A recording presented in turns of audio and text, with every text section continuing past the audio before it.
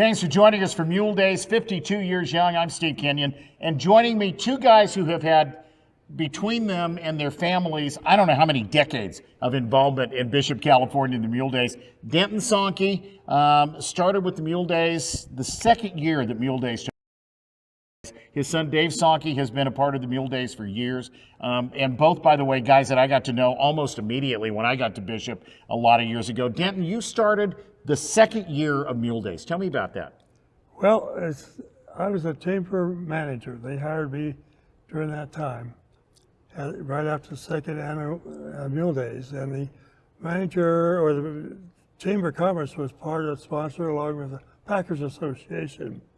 So anyhow, the manager previous to me was in charge of the parade. And so all of a sudden I was in charge of the parade. But the interesting thing is that when I started that position, they came in and handed me a checkbook. And I was to handle the monies again. Only thing is, the checkbook didn't have any money in it. But we did owe about $200 or $300, but they came up with that. And so, you know, it started as a one-day event. I think it was something like 60 mules. And now it's a 6-day event. Yeah. And hundreds of mules that show up for it. Yeah. And it's really grown, and it's all because of the people in this city and around that come in as volunteers to make it happen. And I think that's one of the things that I've enjoyed most, is the friends that we make. I mean, every year it's kind of like a reunion. Not only people in this community, but the contestants that come in, you get to know them and they become good friends, and it's really a very special time. So you were the president twice in Bishop of the Mule Days. Yes. And Dave, you were the president for the 40th anniversary year. That's correct. So you both have had a chance to see all this growth. Your dad mentioned volunteers. Do you remember numbers? I've got to believe that Mule Days in a little town of 3,000-4,000 people affects everybody in town in one way, shape, or form. Yeah, there's about 10,000 people live in the area. And I think we average about 700, 800 volunteers every year. And it's just an incredible group of people that put this event on. You know, I think of Bishop, California, and I think of big rodeos, big Western events. People know Cheyenne not because Cheyenne's a big town, but because of Cheyenne Frontier Days. Same thing with the Pendleton Roundup. Can the same thing be said for the Mule Days? I think it's definitely so. You know, if anybody's even remotely associated with animals, mules and horses, they're well aware of Bishop and Mule Days, and even people outside that society, that community, are aware. Yeah. Denton, let me ask you about, you mentioned the manager of the parade. That parade is, there's not a motor, there's not an engine, everything is horse-drawn, mule-drawn, people on foot, but nothing runs with a motor. How many people annually come to the parade? What were the biggest cheers at the parade? In the parade itself? Yeah, people lining the streets to watch the parade. Oh, you know, I've heard all kinds of figures, and that's pretty hard. I don't know, it's 12,000, 30,000, or we're probably close to 30,000, but it lines those streets all the way up Main Street and around the corner. So we have a lot of people watching it, and they really look forward to it. Yeah. I want to ask both of you guys a final question, and I'll let you start. Okay. You're a pilot for a living. Mm-hmm. You're sitting on an airplane with somebody, and they say, "So tell me, what's this Mule Days? What's this mule thing in Bishop?" I've always had trouble explaining it. I've been here for 25 years. I still have trouble explaining it. 52 years later, it's still really hard to explain. You know, it's part mule show or horse show. It's part rodeo, but it's a whole different thing beyond that. Yeah. It really is truly something you just need to come here and to experience. What does Bishop Mule Days mean to Bishop, California? Oh, it's tremendous. The people that come into this community to watch it or even to participate in it brings a lot of dollars into the community, which, you know, it goes to the businesses, and then from the businesses, it goes to the people of the parade. Have there been studies done on economic impact, what this brings into town every year? Not that I know of, but that's a big impact. Well, you got a town of 3,000-4,000 people, an area of 10,000. You bring thousands in for Mule Days. It's got to be absolutely gigantic. Denton, you have spent more than 50 years of your life involved in this show, or so one way or the other. It's got to be, last question, it's got to be a real blessing for you to see how much it's grown.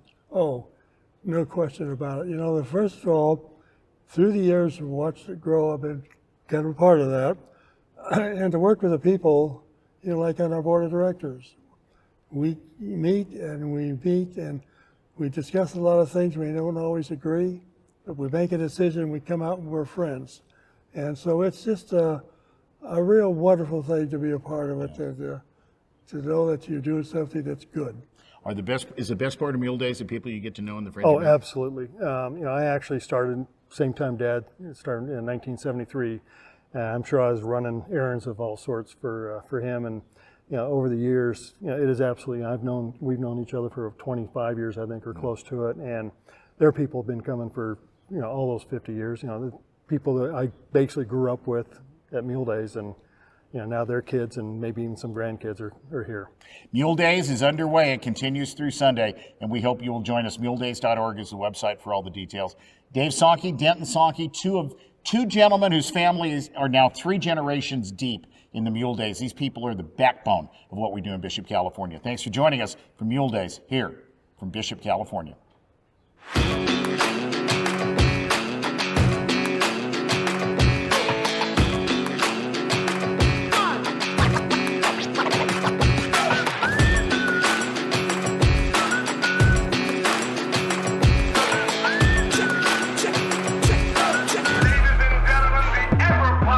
Thanks for joining us from Bishop, California. This is Mule Days, 52 years of celebrating mules and bringing people together.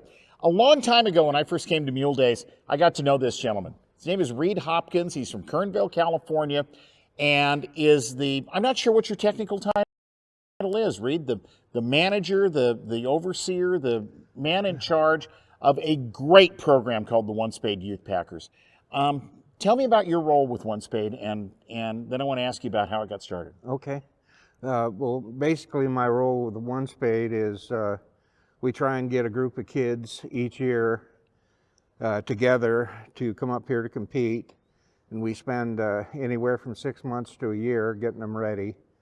My role is basically making sure that they all know what they need to know by the time they get here so they can be successful competitors, or at least give it 100%.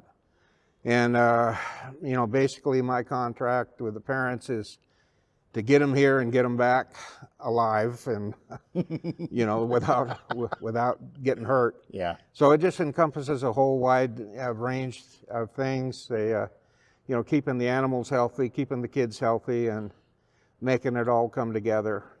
Where do the young men and women at One Spade come from? We basically get them from all over.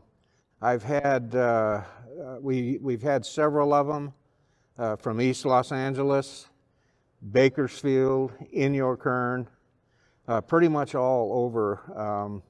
We just try and interview them ahead of time and decide which kids are going to benefit the most, and select them based on that. Some of the kids come out of difficult situations, and you get them back to nature. We do. You know, I think it was Will Rogers that once said the best thing he'd ever seen for the inside of a kid was the outside of a horse. And he was spot on with that, because the kids, if they're having, some of them are pretty squared away, others aren't. But they get around those mules and it's just gets to be a hugging contest, and they connect, and it helps them. Basically, we're leadership and character development, and you know, we try and instill some of the core values that seem to be vanishing some nowadays, like honesty in all things, accepting responsibility, you know, taking charge, setting goals for them. A lot of them have never competed in sports, so to come to Mule Days and compete for the world titles is a big deal. So basically, we've had them from just about everywhere, it seems like, at least in Southern California. And we provide, the whole program is provided at no cost to the family or the kid. So anyway, we try and help them. I might mention that you can always use help if folks want to get involved, or, you know, maybe contribute. You can always use help. We can. We are a 501c3. And my wife and I, you know, we've been, I think my first year coming to Bishop was 96 or 97. Huh. And So you can go to our website at www.onespadeyouthpackers.org, and it's all there. And if you'd like to contribute, we always need the help, because it's a great program, but it takes a little bit of money to keep it going. Have you been able through the years to, before I let you go, to stay in touch with some of the young people, to see how they've done, to, you know, to see some of the fruits of your labors as they have graduated from being teenagers and gone out into life? They do. They come by all the time. One of the things we do is whatever path they want to follow as far as a job, we try and help them get there. For example, we have 3 of them that got into the Caterpillar Academy. 2 of them, one just graduated, one will be graduating in August. Some of them want to become welders. We sent them to welding school. We had 2 that wanted to learn how to shoe horses and mules, and we sent them back to Georgia for 5 weeks during June, July, and August, which they loved. Wow. They worked up a sweat there, didn't they? So we just try and help them get to wherever they want to be. And, you know, it's just a real worthwhile, you know, we get them into the backcountry, into the golden trout and the Domelands wilderness, and let them experience some of that. Some of those kids have never caught a fish. Some of them have never seen something as simple as the stars. Wow. You know, like you see on a dark night in the mountains. So They chop wood and haul water and do all of that. they have to do it all, and it's a growing up experience in a hurry, because when we're on those trips, and some of them last 30 days, it hits them pretty quick that when things go south, there's no help coming. You're on your own. If your horses are out, go get them. Yeah. And it just, you know, it's very worth. Go ahead, I'm sorry. When you're watching Mule Days this week, you're going to see a bunch of young people. Some of them, you'll only hear their first name.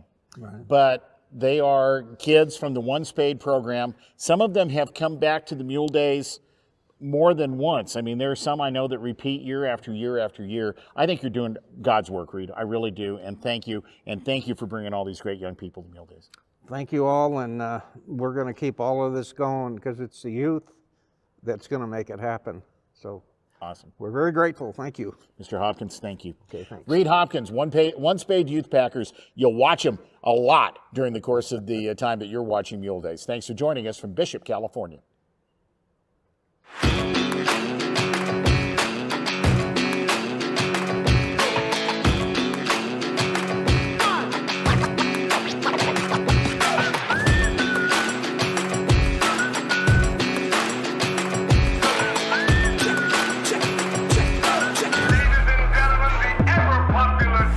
Welcome to Bishop, California. It's time for the Mule Days. We're glad you've joined us.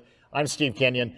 And joining me, 2 people I am just so thrilled to say have become really good friends over the last couple of decades that I've been coming to Bishop. And they've both been coming to Bishop longer than I have. Moore Jacobson is actually in the Mule Days Hall of Fame.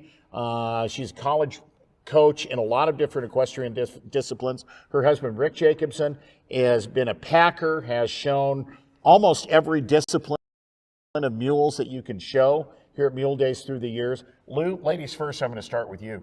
You don't have as many mules here as you normally do. There have been years that you have, I remember particularly like in the jumping classes, for example, you've been a whole class all by yourself. You'd be off of one mule and onto another one and ride 5 or 6 in one day. You have been busy for a lot of years at this show. I have been busy for a lot of years. This year I only brought 1 mule to ride, but she's a nice little green mule and we're going to have fun with it. But it was kind of different sitting the jumping out this morning, but I got to go up and visit with you, so there you go. Yep, there you go. So Rick, let's talk about what you and Lou do. You are in the horse training business, the mule training business. This is a lifestyle for you. Yes, and I just support her. I teach backing and driving, and she does most of the riding and heavy in the mules. You were on a pack team, maybe more than one, for a lot of years here in Bishop. Tell us about the pack scrambles. Tell us what those things are like. It can get wild and somewhat dangerous. Backcountry horsemen used to support us for many years, and we used to have to borrow stock to get in there, and this is stock that doesn't see the mountains as much as the commercial back strengths. So it can get a little frisky Yeah. out there. It's on the verge of being dangerous in some instances. Yeah, but it's from a fan standpoint, from a watching standpoint. Oh, It's a hoot. Yes, they love to see you get run over. And we have a few times. Lou, let me ask you about what you're doing this year. Even though you don't have as many mules as normal, you are very busy. One of the things that Mule Days has done over the last, I don't even know how many years, the last few years at least, is include intercollegiate programs in the Bishop Mule Days. You coach 4 different equestrian-related programs at Cal Poly. And I'm just going to throw it wide open. Talk about that and what your kids are going to be doing here in Bishop. Well, so I started in 2016 at Cal Poly San Luis Obispo, and I am the coach and advisor for the Cal Poly equestrian team, which has the show, both a Western and English show team, which I am the coach for. And then we have a reined cow horse team, a 3-day eventing team, and a dressage team. So I stay busy with them. But also in 2016, I put together, with the help of Rick, a packing team that is a class now. And we brought them up in 2016, like I say, for the first time, and it morphed into a every year thing now. And we have 2 teams coming this year. It is mixed this year, but mostly girls. And it was a little light with COVID. So last year they only had 8 days to practice before they got there. But this year's team's been coming up. Rick's been helping me with them. They've been practicing a lot, and they're very excited. So we're gonna have fun watching them, and they've been getting their costumes ready for Friday night. And so we keep busy with that, along with some other classes I teach. Lou's not going to brag about herself, so I'm going to ask you to do it. I can't think of a lot of people who could coach all those different disciplines with college kids, from Western to English, and then to have the opportunity for you to help her with the packing along with that. You guys are the perfect couple to have coaching intercollegiate kids and so many different things you do, but Lou's got to be one of the most versatile horse people, mule people you're ever going to meet, to have her have a chance to work with those kids. Yes, it is, but she's done all these disciplines as part of her business. And so she thrives on the interaction with them and being able to share with them. Yeah, a lot of fun, keep you young. It is a lot of fun. You know, I didn't go to college myself. I quit high school. So I had to go back when I was 50 to get my degree in order to teach there. And I kind of regret now that I didn't go when I was actually a high school student and planned to go to college. You're maybe, before I let you guys go, you're one of the best people that I know to talk about what I think is one of the coolest parts of Mule Days, which is the opportunity to show off the versatility of these animals. You've had mules that you've ridden here, sorting cows in Western pleasure classes, English pleasure classes, and jumped them. All on the same mule. Yeah. Yeah, done everything from gymkhana to dressage. Last year, actually, and the dressage mule was the high scoring in the dressage division last year, and went in the gymkhana and did well and won the jumpers. So yeah, they are very versatile and quiet and kind and forgiving, very forgiving, I think, because they wouldn't let us do all this to them if they weren't. Yep. You know, stubborn is really not in their vocabulary as far as I'm concerned. The common thought process of a mule being stubborn, I don't think that's it at all. I just think that they're so much smarter than us most of the time that we don't know how to train them. Yeah. So they've been an excellent living for me. I had my first one when I was 13, and that got me started. And they've been a major part of my income and career for well over 40 years now. Rick, I'm going to ask you the last question, and it could be the first question of a very long interview if we had time to do it, which we don't. You don't train a mule the same way you do a horse. No, sir. You introduce them to it, and you don't do a lot of repetition at one lesson or one time period. You kind of get them used to the process, and through that you learn whether they're adapt to doing it, and you learn pretty quick whether they really want to jump or do what they wanted. Yeah. They let you know. They let you know. These two have been a signature part of the Mule Days for decades. They started when they were very young, but they've been a signature part of the Mule Days for a lot of years. Rick, it's always a pleasure to see you. Thank you. Lou, thank you so much. Thank you, Steve. Good luck to your kids this week. Thank you. Rick Jacobson and Lou Moore Jacobson joining us. Let's get back to the Bishop Mule Days.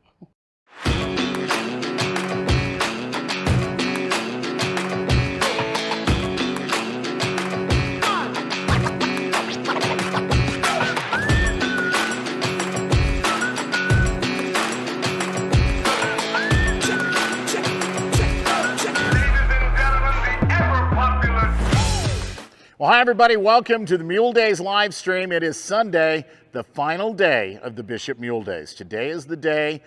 Some champions have already been crowned. All of the world champions will be crowned by the end of the day today. And trust me, in Bishop, if you win, you really are a world champion. My friend Bob Tallman, you've been listening to his voice for the last 3 days on our live stream, and Bob describes, and you know how many times Bob's done the National Finals Rodeo, and Bob's in the Pro Rodeo Hall of Fame. Bob describes Mule Days as the national finals of the mule industry. Today is Championship Sunday, and today is the day that a lot of people are going to walk out of here with their dreams made as the champion of the Bishop Mule Days.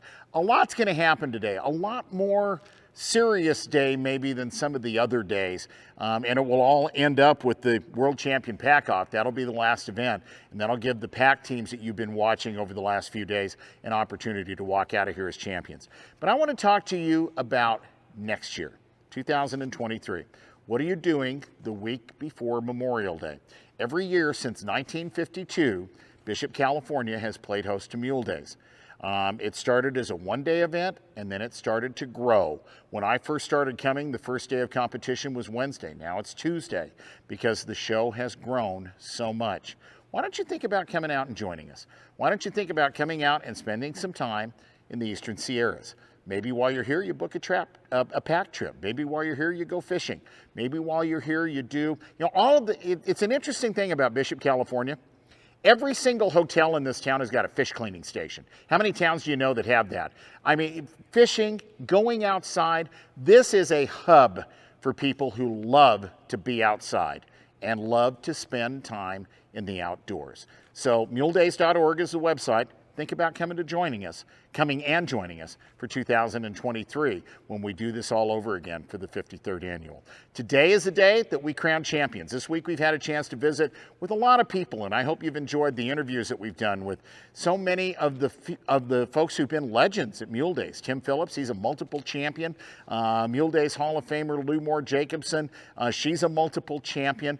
We've talked to so many people who have had such an impact on this show, who are great trainers, more importantly, are great people. And this tribute to the mule, this tribute to the horse, this tribute to the Western way of life will continue in 2023. We want to invite you to come join us. I want to invite you to stay with us right now because we're about to crown the champions. We're about to tell you who's going to walk away as a champion in Bishop. The first event of the day this afternoon is the Raincow Mule Finals. And that is one of the prettiest events you're ever going to watch. We're going to have a chance to see reined cow mules that look just like reined cow horses and work just like them and are trained just like them. They will slide, they will spin, they will get you started on the right foot this afternoon. All we need to do now is get to it. Let's take you to Championship Sunday. Thanks for joining us on the live stream. I hope you've enjoyed our coverage. You're watching the Bishop Mule Days, and we are headed to the arena.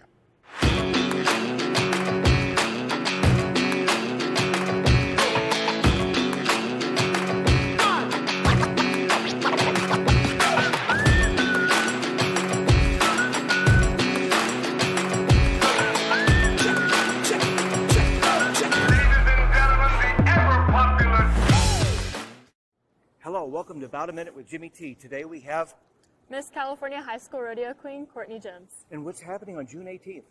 On June 18th, we will be crowning the new Miss California High School Rodeo Queen.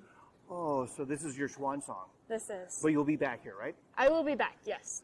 So, ladies and gentlemen, come back next Friday, June 3rd, for the Skippable News long interview, but also come on June 18th to find out the new rodeo queen who will never be as good as Courtney. I'm Jimmy T.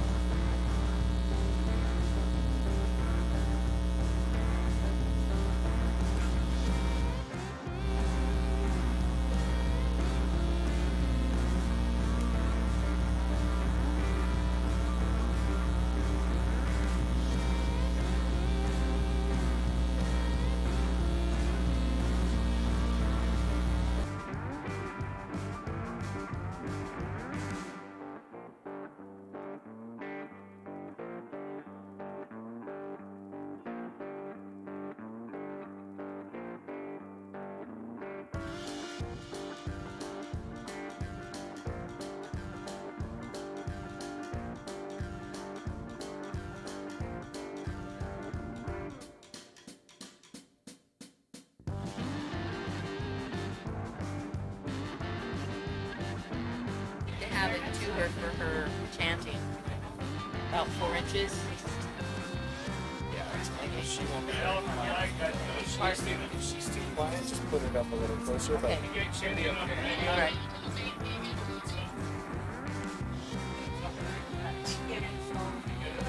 Okay, I will. This one has to be about that far.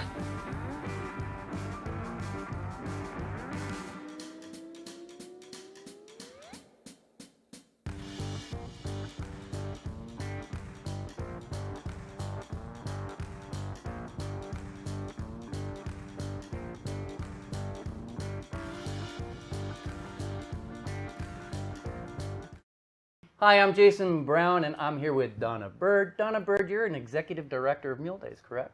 That is correct. All right. How long have you been a part of Mule Days? I began helping as an adult Mule Days almost 20 years ago, but growing up here, you literally start out carrying banners in the parade and selling magazines and things like that, and then you just work your way up in responsibilities. And tell you where you're at. Yeah. I'm going to ask you some of the standard questions I've been asking everybody else. Okay. What's your favorite part of Mule Days? My favorite And you part... can't say the ending. No. Because I know that it's a lot of work, and by the end, you're ready to go home and kind of be done. But and sleep in anticipation of coming, what's your favorite part? My favorite part is literally the feeling, the energy that it brings to the town, and the people coming together. You know, our Memorial Day weekend. Nice to have you all with us. Ladies and gentlemen, I'm Bob Tolman. My partners, Bob Feist and Steve Kenyon, will be joining us throughout the opening and all afternoon of our show in the arena. We are streaming live around the world right now on muledays.org. If you want to send somebody an email or a text, give them a call. Tell them they can watch at home what we are doing in Bishop, California. Now, for the next few minutes, today in a very special presentation for Veterans Day, I'd like to ask you all to remain seated. You'll know when it's time with our invocation and the singing of our national anthems. We'll ask you to join us in a standing formation. Thank you for being ready. Are you proud of Veterans Day? Let's give them all a cheer before we even begin. Ladies and gentlemen, this afternoon as we enter the track from the East End, we have had the absolute pleasure all week long of having what I would call a very special group that have been a part of our lives.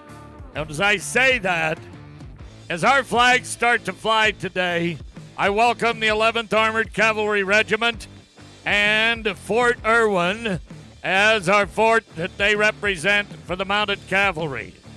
This afternoon, we welcome into this arena the flags of our armed forces. Bob Feist, Steve Kenyon, let's give them their welcome. Well, and as we say, each of your branch of the service, please stand if you'd like. If you are represented, and the first banner in is that of the United States Army, all started in June 14th of 1775.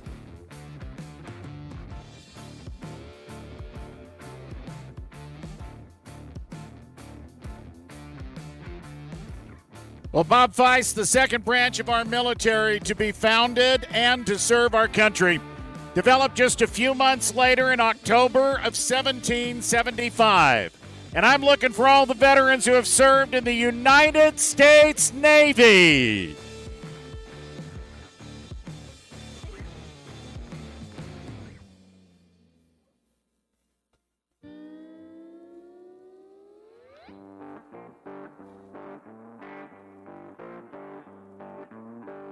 And 1 month later, in November 10th of 1775, the form of the United States Marine Corps.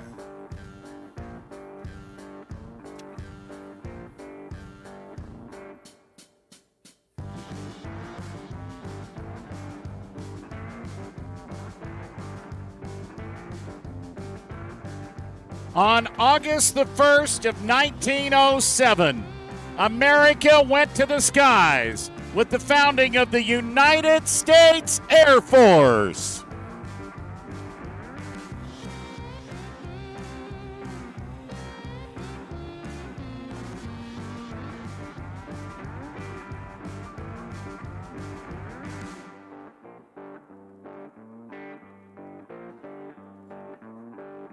And prior to them, in August 4th of 1790, the United States Coast Guard was formed.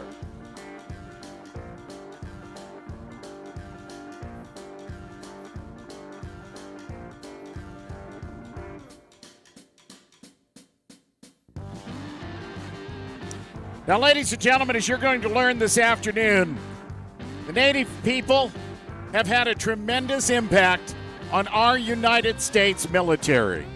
And with that in mind, this afternoon, folks, we are proud to salute the Bishop Paiute tribe in the presentation of their flag.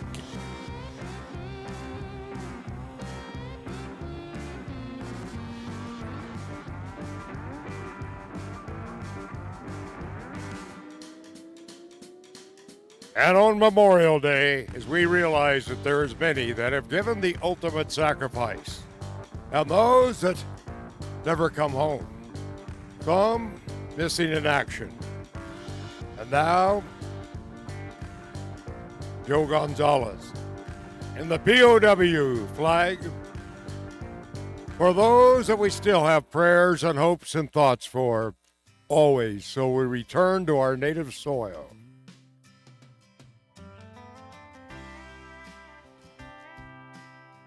Ladies and gentlemen, with those in representation, today a proclamation of the Board of Supervisors in Inyo County for the great state of California. Whereas the Board of Supervisors, who also ask to join all Americans by participating in the national moment of remembrance. At 3 p.m. local time on Memorial Day, a shared moment of silence to honor those who have made the ultimate sacrifice. As Lee and Jennifer Rozier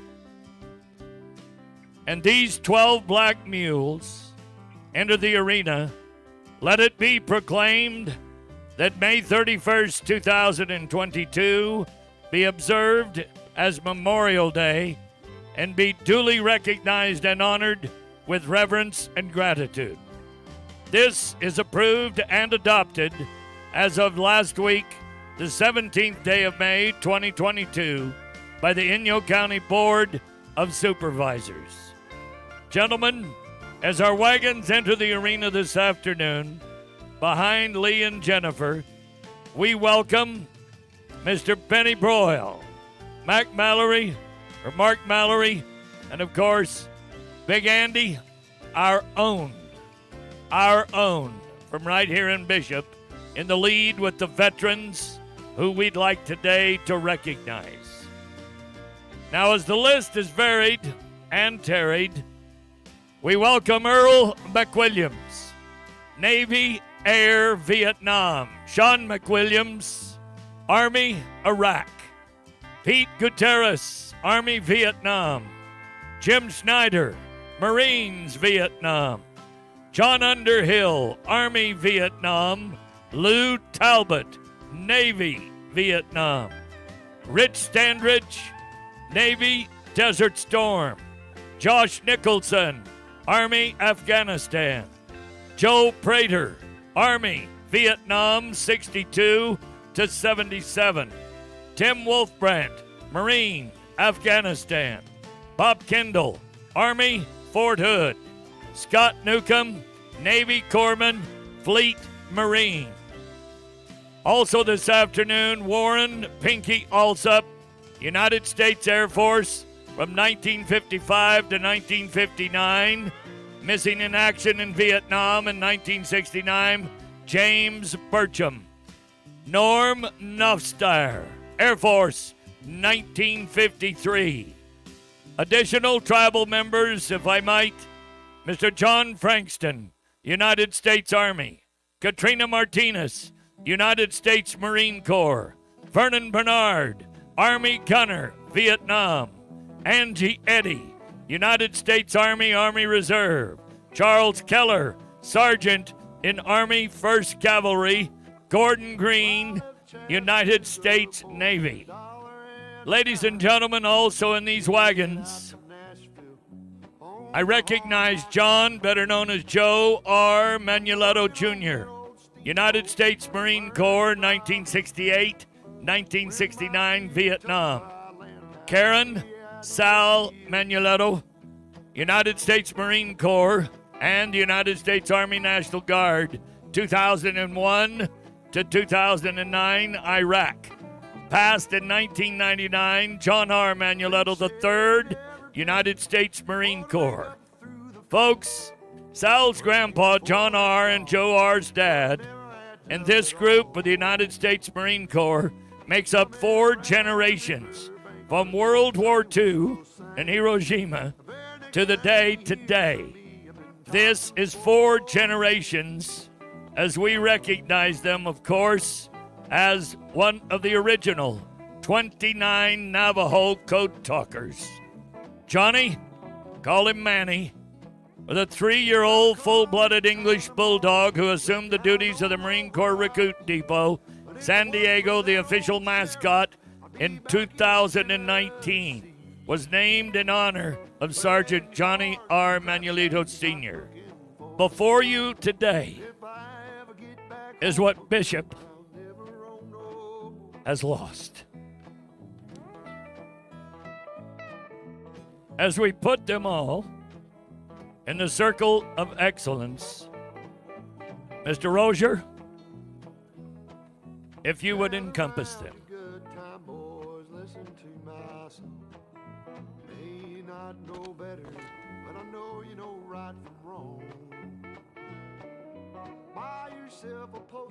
Your moment in standing of recognition of those that are with us, those that have passed. We bring them together today with our wagons, our mules, and a few horses. It's a Western way of life. You know, there's lots of people in the world today that are lost. They have no identity. They have no reason to identify with anything because they do not know our history. The United States history may be the most important book ever written, the films ever viewed. I do believe that we are standing here today need to fight to reinstate the history of our world and of our armed forces. And if you're a proud American and you can agree with that, it's time to sound off.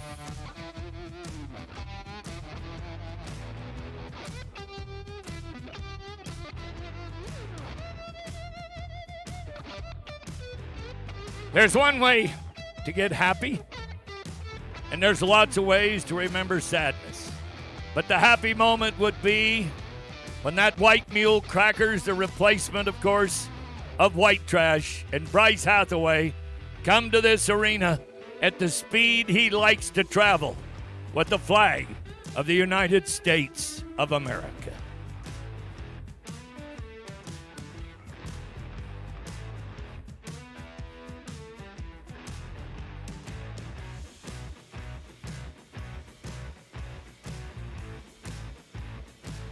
Ladies and gentlemen, with all of these people in place, it is an honor this afternoon on behalf of the Paiute families, a part of my heritage, that I introduce to you our Paiute song and the national anthem, and I present to you on the mic and the drums at this time a 4th generation, Hannah Frankston, and in a moment she'll be joined by Sissy Twitchell in the singing of our national anthem.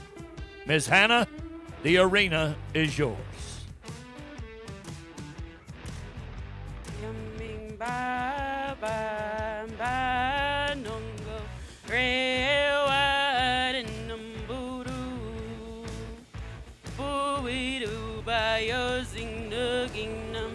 Yamming na biduna so go vara sing woodadum. Yamming na biduna so go vara sing woodadum. Yamming ba ba ba nungo rewad and numburu. Buidu by your zing nuginum. Yamming na biduna so go vara sing woodadum.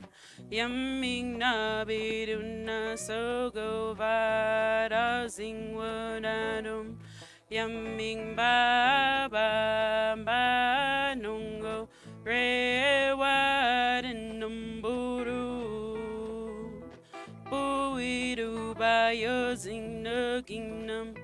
Yamming na biduna sogo vada zingwadadum. Yamming na biduna sogo vada zingwadadum. Yamming ba ba ba nungo red white and numburu. Buidu ba using nugging Yamming na biduna sogo vada zingwadadum. Yamming na biduna sogo vada zingwadadum. Yamming ba ba ba nungo red white and numburu.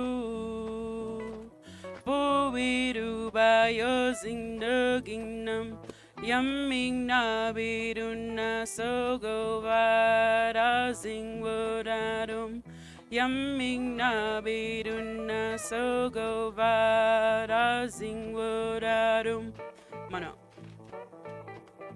Ladies and gentlemen, yes, please. Being raised near Fort McDermott as a child, to hear that is music to the history books of my life. And now, to a young lady who came here as a toddler 60 years ago when her father, the great and the late Von Twitchell, would have brought his family to the first ever of all Mule Days. Sissy Twitchell, and the anthem of the United States of America. Sis? Oh, say, can you see by the dawn's early light what so proudly we hailed at the twilight's last gleaming, whose broad stripes and bright stars through the perilous fight o'er the ramparts we watched were so gallantly streaming, and the rocket's red glare, the bombs bursting in air, gave proof through the night that our flag was still there. Oh, say, does that star-spangled banner yet wave o'er the land of the free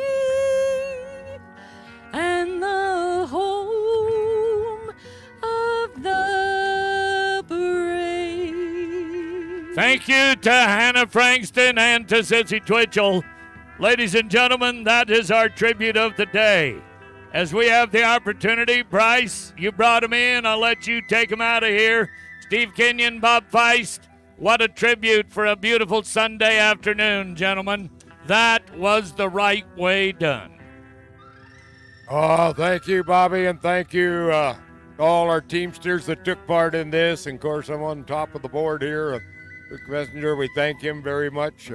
Chico Man has a great 8-up hitch of mules and mules that are used up there in farming and working. But all week here, they've been in demonstrations on the parade, and him along with Rick in the arena, showing us many, many good forms and Teamster acts every day in here, showing how the old freight wagons of the old days. And the Bobby Tanner with the 20 mule up hitch, all part of Bishop Mule Days. And originally when it started around here, it was called Bishop Mule Day because it was just a one-day event. And that little bit of history came from Lee Green and Porter Green. He remembers the first one that was ever here that they called it Mule Day. As it went on, became plural to Mule Days. Steve Kenyon, what a grand entry, huh? What an opening. I hope you all got video. I hope you all got pictures. And I hope you all will tell your friends and your neighbors, show them how we celebrate our history, our heritage, and most importantly, those men and women who have given the ultimate sacrifice to whom this weekend of Memorial Day is dedicated. Ladies and gentlemen, you ought to be proud of Bishop, California for the job that they did this afternoon in salute and tribute. I'll tell you what, Steve Kenyon, for an Oregon boy, you're starting to say y'all a lot. That Texas is wearing off on you. Y'all did a good job. Well, Miss Rodeo Truckee and all of our cowgirls that have been a part of the opening as well. If you haven't picked up one of our official programs for the Mule Day celebration, that lady in the red blouse is the executive director of making that book happen. I suggest you get a half a dozen to take home. Will you please give Lee and Jennifer Rozier a send-off for all they do for us? Bless you both.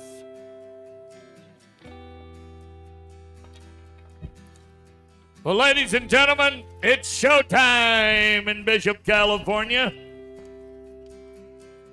Is everybody ready in Bishop? Oh, my God, it's the Reverend in orange. Yeah. Welcome home, Frankie Punkentown Smith. Man, it's an honor to be here. All right.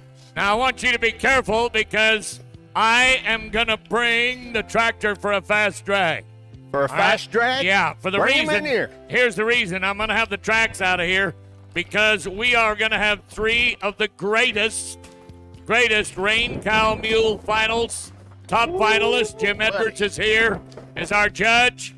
So everybody stand back, get ready. There it is. No gates will have to move. Let's get him ready, Frankie. You're on your own. I'll dodge him. Hey, while they doing that, I want to give out a great big old happy birthday to 80-year-old Brent Hathaway. That's my other brother's daddy. 80 years old. Where are you, partner? Your other brother's daddy. Yeah, my Bryce's dad. That's Bryce's dad. 80 years old. Glad I'm glad to hear that Bryce Hathaway had a father. Yeah. Yeah, and somebody's recognize responsible for that mess. That Bryce Hathaway, yeah. He is one of my happiest messes. Hey, Bob. Yeah, buddy. I'm even more happy that Bryce's father is willing to claim Bryce. I mean, that's a proud moment right there. I would agree with that. Well, we know Bryce claimed him, but he ain't claimed Bryce yet. I would not want to have a Mule Day celebration without a Bryce Hathaway in tow. So, Frankie, you've been busy today. You conducted church services this morning. Yes, sir. Now you get to entertain the audience this afternoon. Yes, sir. And we all get to celebrate Memorial Day weekend together. Yes, sir. All right, Punkentown, I want you to tell everybody publicly and on the live video where your church is in north central Texas. Because, folks, I'll give testimony to tell you that if you ever get to hear that man preach, it will change your life. Where are you going to take them? We are in Athens, Texas. Boy, it's getting interesting out here. We're in East Texas, right out of Dallas, and it's over by the big city of Tyler. If you're ever down that way, y'all come on and see us. It's called Living for the Brand Cowboy Church. So y'all come see us in Texas. We'll treat you so many ways you gotta like one of them, but you're gonna remember all of them. Yes, sir. I promise you, if you get to go listen to one of his sermons, there were 400 people in the Cowboy Church in the Charlie Brown Auditorium this morning, and I'm getting out of here. Getting pretty. You could get run over. I'm gonna stand still for a moment. Yeah, neither one of those tractor drivers are ordained, so you are not safe. I feel like it's payback for last night with Monte Carlos. Monte Carlos, yes, it is. We've had that discussion already today. Ladies and gentlemen, the Raincow Mule Finals. And our top three entries today, C.R. Goldie. Our rider will be Corabelle Mercer. This is a C.R. Mule from Flagstaff, Arizona. Playing tricks with Janny Collins.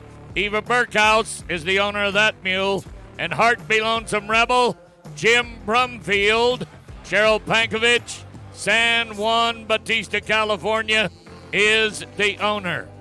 We're about 1 minute away from showtime, and we will welcome them in. It's an honor once again today to have with us our judge, Jim Edwards. Welcome to Bishop. Thank you for being here, sir. And your accolades are 1.5 miles long. This man knows what he's watching. Well, folks, if you've never had a chance to see the Sunday performance of the Raincow Mule Finals, this is one of the prettiest ways we can kick off a final day of the Bishop Mule Days. Now, as the day goes along and when we get done with today's performance, we will introduce you to all of our world champions. You'll get a chance to find out who the titleists are. My friend Bob Tallman once described what we do in Bishop as the national finals of the mule industry. And Bobby T, I couldn't agree more. But this first class, you talk about the versatility of the mule, the elegance of the mule, the ability of the mule to perform to the highest standards. And the 3 mules you're going to watch this afternoon will present that to you. That's why we want this arena in perfect and pristine condition, and we appreciate your patience for about 5 minutes. How many of you were here on Saturday night? Let me hear from you. That's big, buddy, That's right big. there. That's big. You go to talking about the perfection of these 3 mules, you're talking about $300,000 worth of mule power. These people not only have invested in the breeding over the last 20 to 30 years. So let's meet our first competitor. Gates at the east end. If you'll give them a close, we are ready to begin the competition.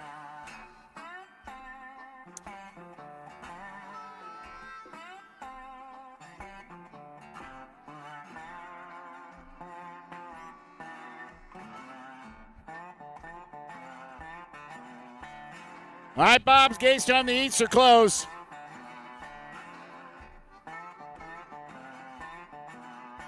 Gates on the west are about to open. Now, I might have one change for you, Bobby T. All right, buddy.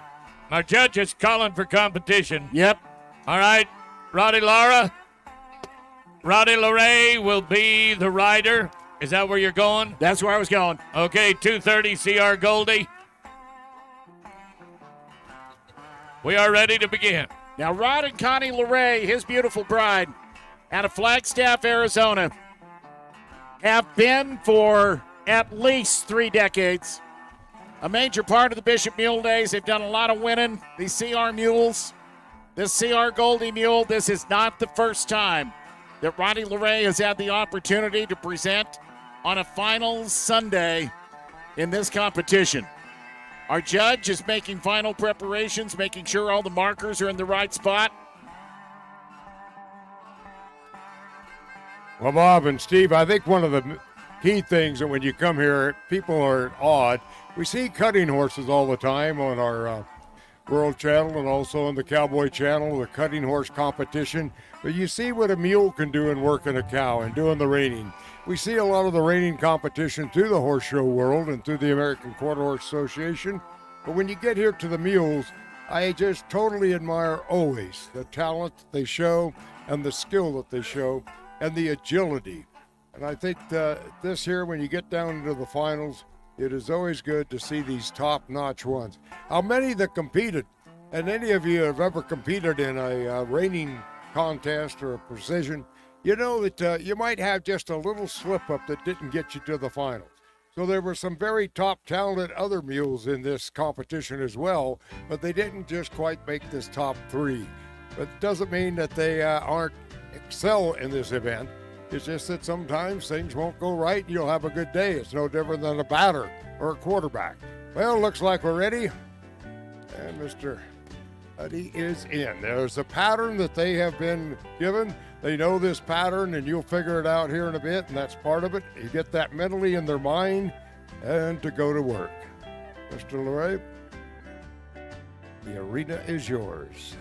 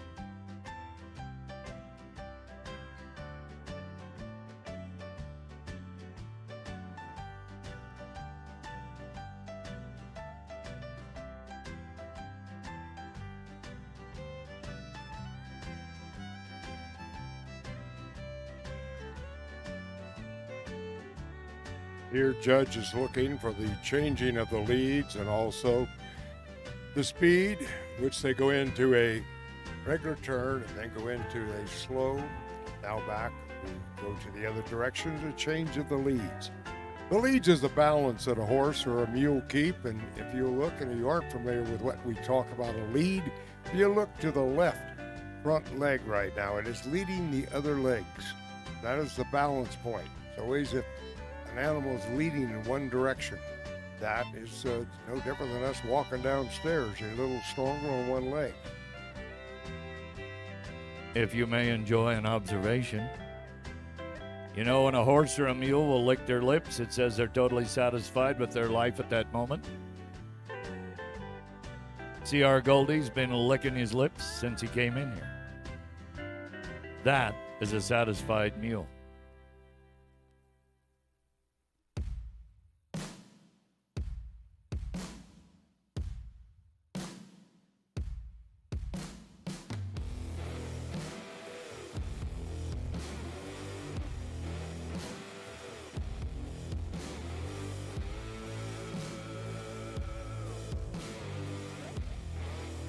"30 and 40 years ago, when we used to have mule sales here, we were all excited at $5,000, $10,000, and $15,000 mules in those days. Quite well recognized that today, watch this, you see people that have planned their genetic breeding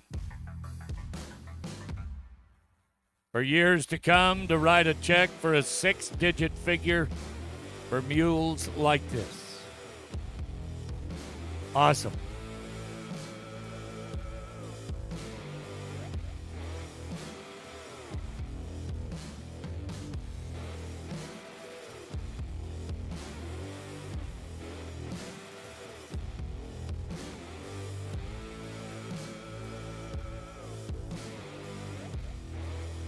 It's okay to cheer them on, folks.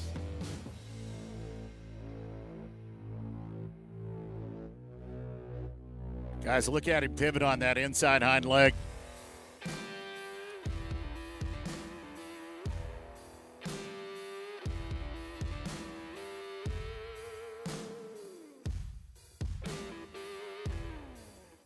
Well, as he nods to the east end of the arena, it's time for the live cattle work.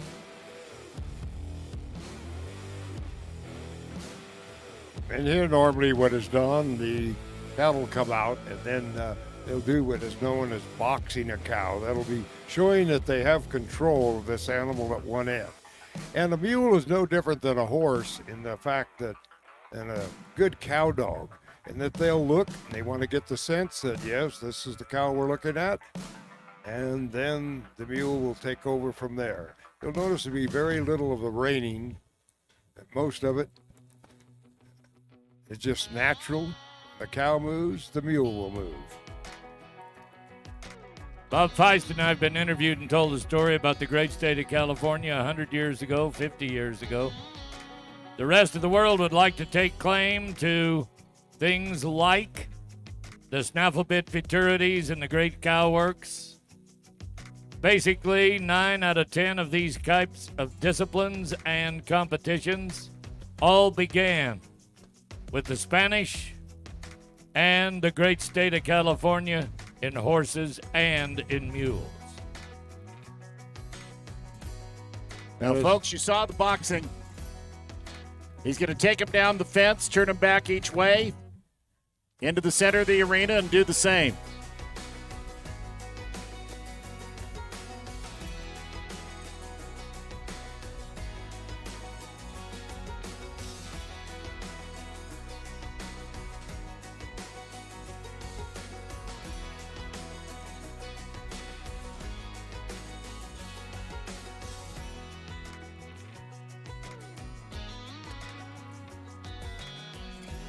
And once they come off of the rail, they will circle the animal.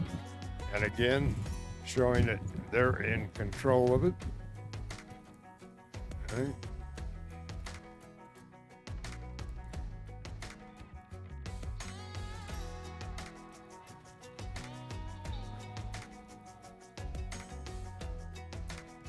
And a reverse.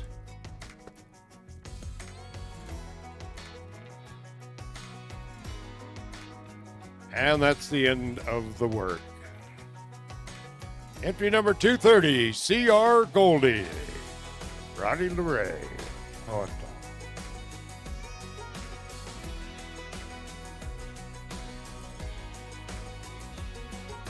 Well, a quick call out for our team pack scramble number 2 in our class.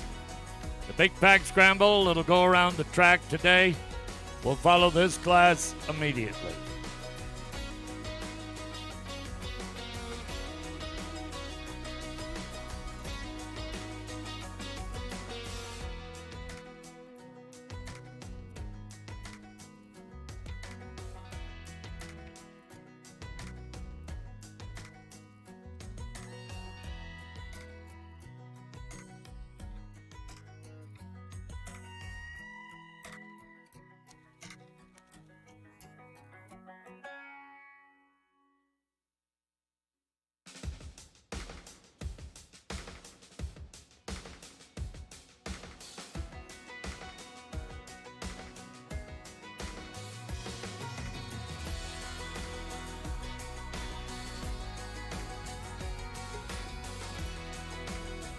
Those two boys on foot were doing fine with the cow, but it took a lady to finish the job, boys. I was just waiting for somebody to recognize that. Been said a million times, you want it done right the first time, let a woman try. All right, entry number 352, playing tricks. Janie Collins. This beautiful mule is owned by Eva Burkhouse. Here you go.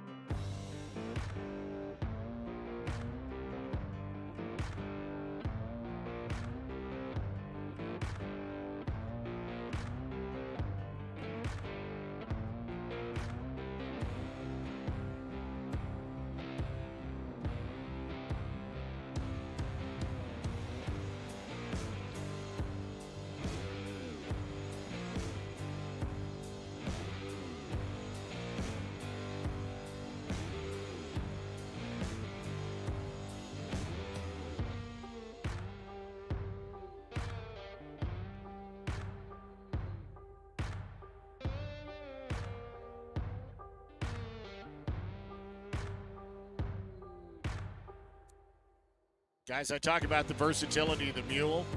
Let's talk about the versatility of this lady. Over the last 3 days, she has been racing mules. Now here she is in this finals. Not much this cowgirl can't do.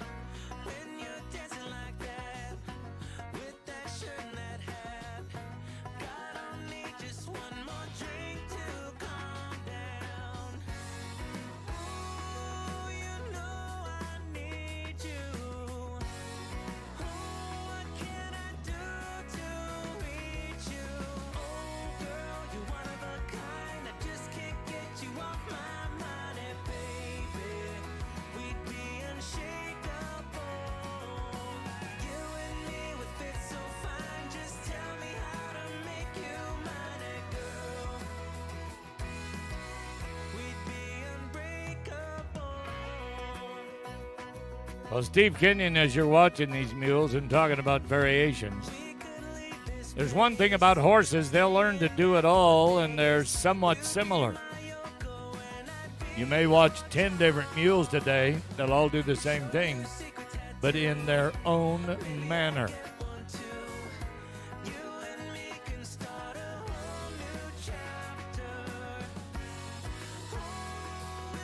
I heard a story last night about a man training mules, and he said, "What are you going to do with that stubborn old mule?" He said, "Well, he just went over there and sat down."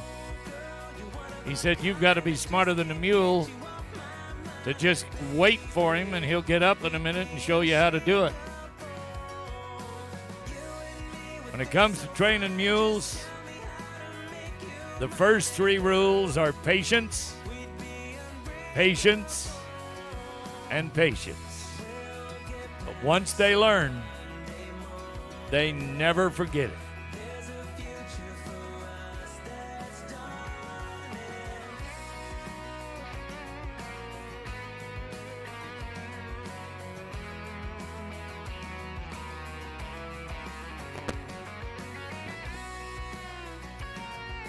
Now again, down the rail. That's when they get ahead. About 3/4 the way down, turn the cow back. Go back down the other way. Same thing, turn the cow back. Then come to the cow out into the arena afterwards and do the circle. Getting to show that they are in control of this animal. This works a lot when they're cutting out one certain cow out of a herd that may need doctoring, maybe going to market, maybe needs help with having a new calf or new baby. And this is what is done.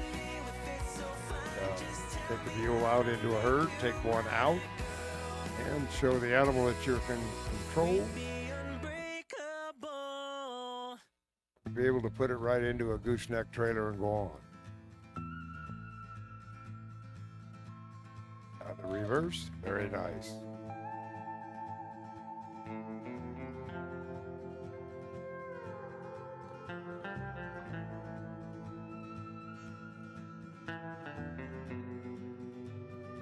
You hear the whistle when the judge is satisfied that he's seen all he needs to see. Ladies and gentlemen, Janie Collins.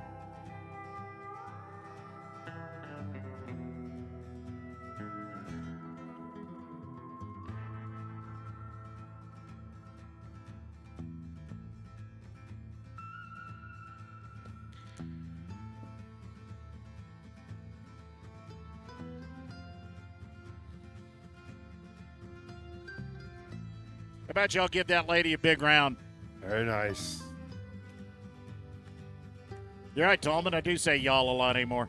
Yeah, you're doing good with that. I like it. You got the right accent on there, too. All right, here comes our veteran. Another man that has been shown a lot here, Jim Brumfield. Heart Be Lonesome Rebel. Fuel comes from San Juan Batista. Daryl Panovich, the owner. San Juan Batista used to have a great rodeo over there, PRCA rodeo, for many years. Just between Hollister and Gilroy. Beautiful area. And the mission there, and a lot of the monks would be out there, and they would be making clay bricks that they would repair the mission.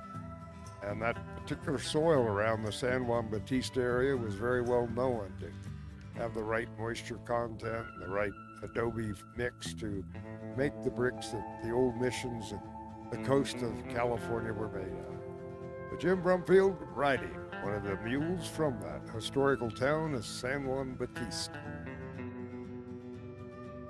You know, over the last many years, there hadn't been a class. Maybe musical tires would be the only thing that Jim has not been in. Jim Brumfield has proven with the many, many, many mules over the years that he is a capable trainer, breeder, and exhibitor.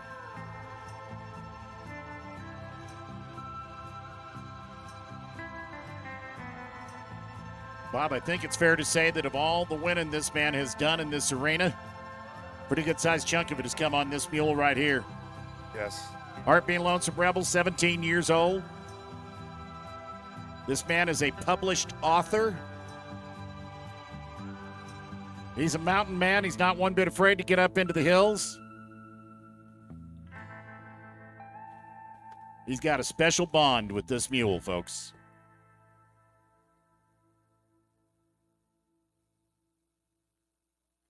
Woo. Kind of puts on his own sideshow, doesn't he? Leaves a marks on the pavement.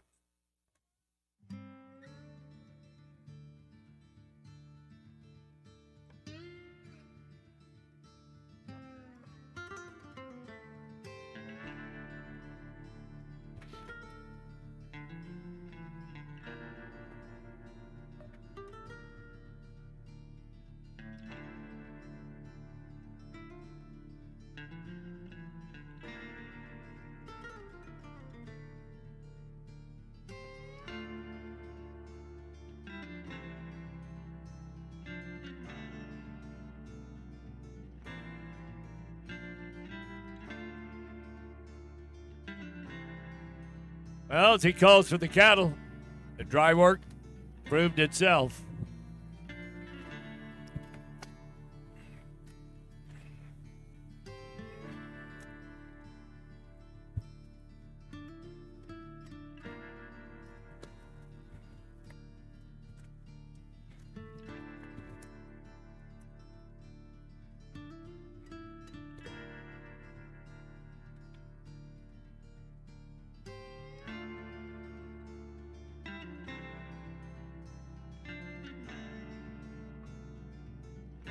The luck of the draw of catching the right cattle at the right time means a lot. But then being able to handle them whichever direction they're going to go, it's a big deal.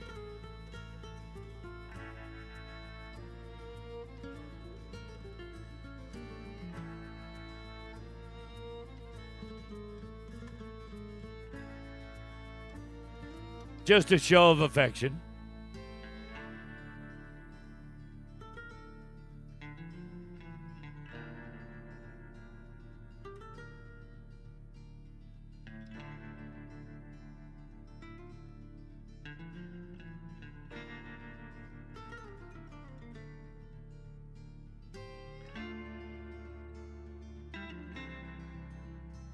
Well, he's going to give the wave of conclusion. He said, I think we've made about as many big circles as we need to. Jim, good work. Good work, my friend. Yes, sir. I don't think any and all three of our exhibitors today could be displeased with their mules and or their performances. Of course, there's always somebody at the top, somebody at the bottom. Thumbs up look pretty good. The fringe on your chinks will speak for themselves. Mr. Kenyon, that's quite a class. Folks, you just saw two gentlemen who are about as experienced in this class and showing in these finals as they could be between Jim Brumfield and Roddy LeRae. I'll bet you between Jim and Roddy, you got 50 years of experience at Mule Days. Jenny Collins, he's kind of the new kid on the block, but I think all three of them put on a show for you. We're waiting on our judge to see what he has to say, but you don't have to wait on him if you liked what they just did for you this afternoon.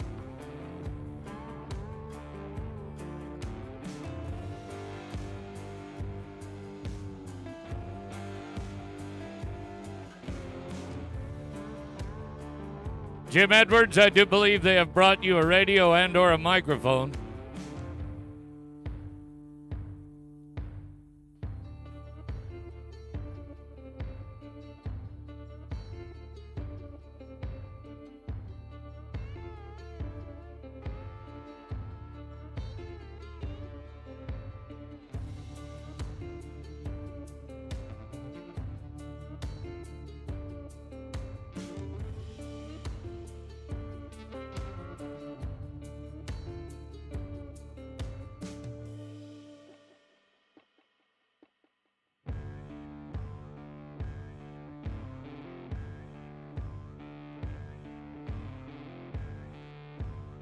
Well, great class, and of course, the wind also makes a difference, and sometimes, and it is blowing out there today. A lot of the flags, the banners in the back. But these mules, they know their work when they get in the arena, and those three there demonstrated an awful lot. Our judge has the point systems that they use. All right, Bobby, I've got those points. Wonderful. And I'll go from third to first. In third place with 61.5 points, 230, C.R. Goldie. Roddy LeRae. There was an off-course moment in the dry work. Second place with 128 points, 352, Playing Tricks, Janny Collins, owned by Eva Burkhouse. And our third working and our champion at 136 points total. It's 696, Heartbeat Lonesome Rebel, Jim Brumfield, owned by Cheryl Panovich, San Juan Bautista, California. Hello, welcome to About a Minute with Jimmy T. Today we have Miss California High School Rodeo Queen, Courtney Jones. And what's happening on June 18th? On June 18th, we will be crowning the new Miss California High School Rodeo Queen. Let me talk to him for just a minute, then I want to find out a little bit more about, tell me about this mule, Jim. I made a comment that you've got a heck of a history with this mule. Am I right in saying that? Oh, yeah. This went a lot better than our first mule days when he was a green mule and he bucked me off in the middle of the team roping. I remember that. Oh, yeah. I ended up on they put me in the middle of all the bronc riders and me head over heels. Red Bluff Rodeo. Tell me what makes this mule special. It's his talent. It's just the 1%er. Yeah, he's a 1%er. He's just got the talent. I'm happy I can bring it out in him. But you're going to look far and wide. Find one that can slide, spin. Get after a cow like he does. I heard a pretty good idea from Bob Tallman. Take a victory lap. Go say hi to the folks this afternoon. I know you're awful proud of that mule. 696, Jim Brumfield, Heartbeat Lonesome Rebel.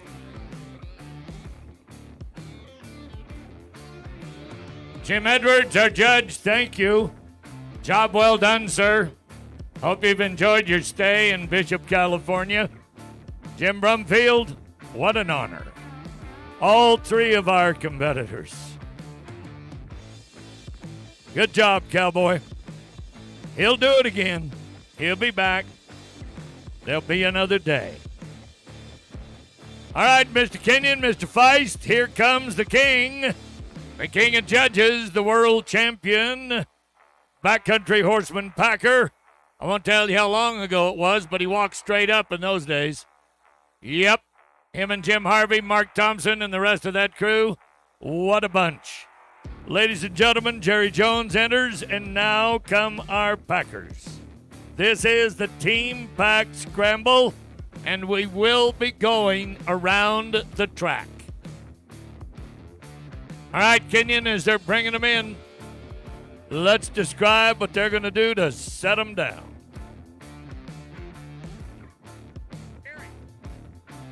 Well, as each one comes in, we'll get a number off of the ones, and you'll get familiar with them. Over there on that far side, looks like it's the McGee. And that will be Tyler Knowles, Brian Kaiser, Andy, and Deanna Farrell. They will be the ones over that first started unpacking over there close to the main bleachers. Now coming over right in front of me, the Rock Creek girls are right in front of the announcer stand here. Oh, no, they're doing that for me, Bob. They always do it. But yeah. Don't be trying to take claim to my girls. Well, the Rock Creek girls have kicked the Rock Creek men's butt all week long. Oh, don't sugarcoat it so much, Feist. What do you really think? Well, Kenyon, if you think there's another way. But what team you got coming in here? Is that the boys? Yeah, that's the boys right there. That's the Rock Creek boys. They're going to stand right next to the Rock Creek girls, see if they can steal some of that mojo. I was just going to say that some of that luck will wear off on them. Yeah. Now, folks, if you've never seen one of these scrambles before, right now you're looking at a bunch of neatly saddled horses and neatly packed mules. And they're going to take everything off. All the packs, all the saddles. Oh, good. I'm glad you explained that. Yeah. They're going to, no, I wouldn't talk about their clothes, Vice. It's Sunday afternoon. They've already been to church today. So they're going to unsaddle and unpack Get down on one knee. Jerry Jones got the whip out. We're going to stir him up just a little bit. And then after that, it is go get your mule, go get your horse, and see who can be the first to pack, the first around the track, and the first to come back in on the other end with every single knot tied and no ropes dragging. All right? That's Sounds the story. simple, buddy. Sounds simple. Backcountry Horseman Team 501, Bob Herrick, Nancy Hamill, and Dan Bumgardner. Yosemite National Park will be over here towards the south of us. Ada Pereira, Liz Vanden Toon, Justin Faust, Joe Webb, Reds Meadows, number 800 team, Bryce Hathaway, Maggie Allen, Mariah Kuehler, James Reeves. I don't know, Kenyon, if you've got them figured out. Rainbow would be over here against the wall. Yeah, that Rainbow outfit, boys, they've been good this week.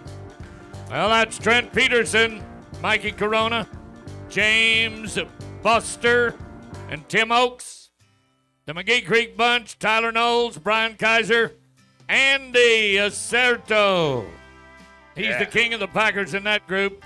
Deanna Guerrero, Rock Creek Women's, Anna Baglioni. That's the same as Baglioni. I think that's Italian. Tristan Morris, Katie Hughes, Adele Schaff, Rock Creek Men's, Wyatt Sanders, Tate Wacker, J.P. Peterson, and Sam Racer. Those are your individuals on each of those teams. What is Frankie Town doing out here? Man, he's trying to learn something. I am taking it all in, and I'm ready to see what's going to happen, and I'm believing these Rock Creek girls is going to get her done. Oh. Yeah, ain't y'all got that? Yeah. No pressure, girls. No pressure whatsoever, okay? You like the pressure, okay. Well, then you're under pressure. 5 mules, 3 horses on each team. They'll all be turned loose in the arena. You do the numbers, count them up, and see what you got. Now, they start pointing it. They'll generally go down and catch their horses first. When they bring their horses back, one of them mules will generally follow, and the other ones will come on line. Jerry Jones, a master with a stock whip, gonna crack it on. And for any people that are out of state here today, a lot of times you wonder about California, and they think it's all Los Angeles and San Francisco. But there's so much of the mountains, and where all this originated, and some of the big ranches. Bob said earlier, too, the vaquero that came up here from Mexico, and the big cattle ranches, some of them well over 100,000 acres. Bob and I worked one show down south at Rancho Mission Viejo. At one time was 235,000 acres. Biggest land grant in the history of the state of California. There they go. Off and rolling. Oh, boy. You see the Justin Boots carrying them down there at the other end of the arena. Now watch them try and catch a horse. These mules say, hey, I'm going to enjoy this. I'm going to roll a little bit. This is how I take dry cleaning bath. Is that right? That's dry cleaning of an animal. Catch the horses first is normal the deal. I was just reminded by some of our official timers up here that 25, 30 years ago, they used to go down and steal the other person's horse. Oh, 25, 30 years ago? How about last year?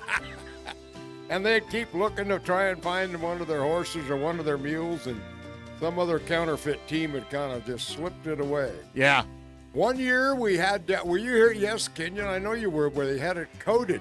In other words, you had to go down and get all the red mules, and they might not be yours. You got all mules that had a red ribbon on them or a blue band or whatever, and it might not be your mule. You had to go get it and team it up with another horse. That made it quite interesting. Yeah, that was interesting because these animals are herd-bound, Bob. Yes. They get to know who their buddies are. Kind of like you. When you start bringing in new mules, new horses. All right, we got packs going on. We got saddles going on. Look at some of these mules. It's working on both sides. Yeah. Yep. For those of you who wonder why we do this, in the mountain regions around a pack camp, there might be a small meadow. And if you could turn all your horses and mules out at night, you've got to catch them in the morning. this would be now mass catching and trying to put your remuda together. It's the same thing on a mountainside and a little meadow. We just give them the opportunity of level ground and a fenced-in arena.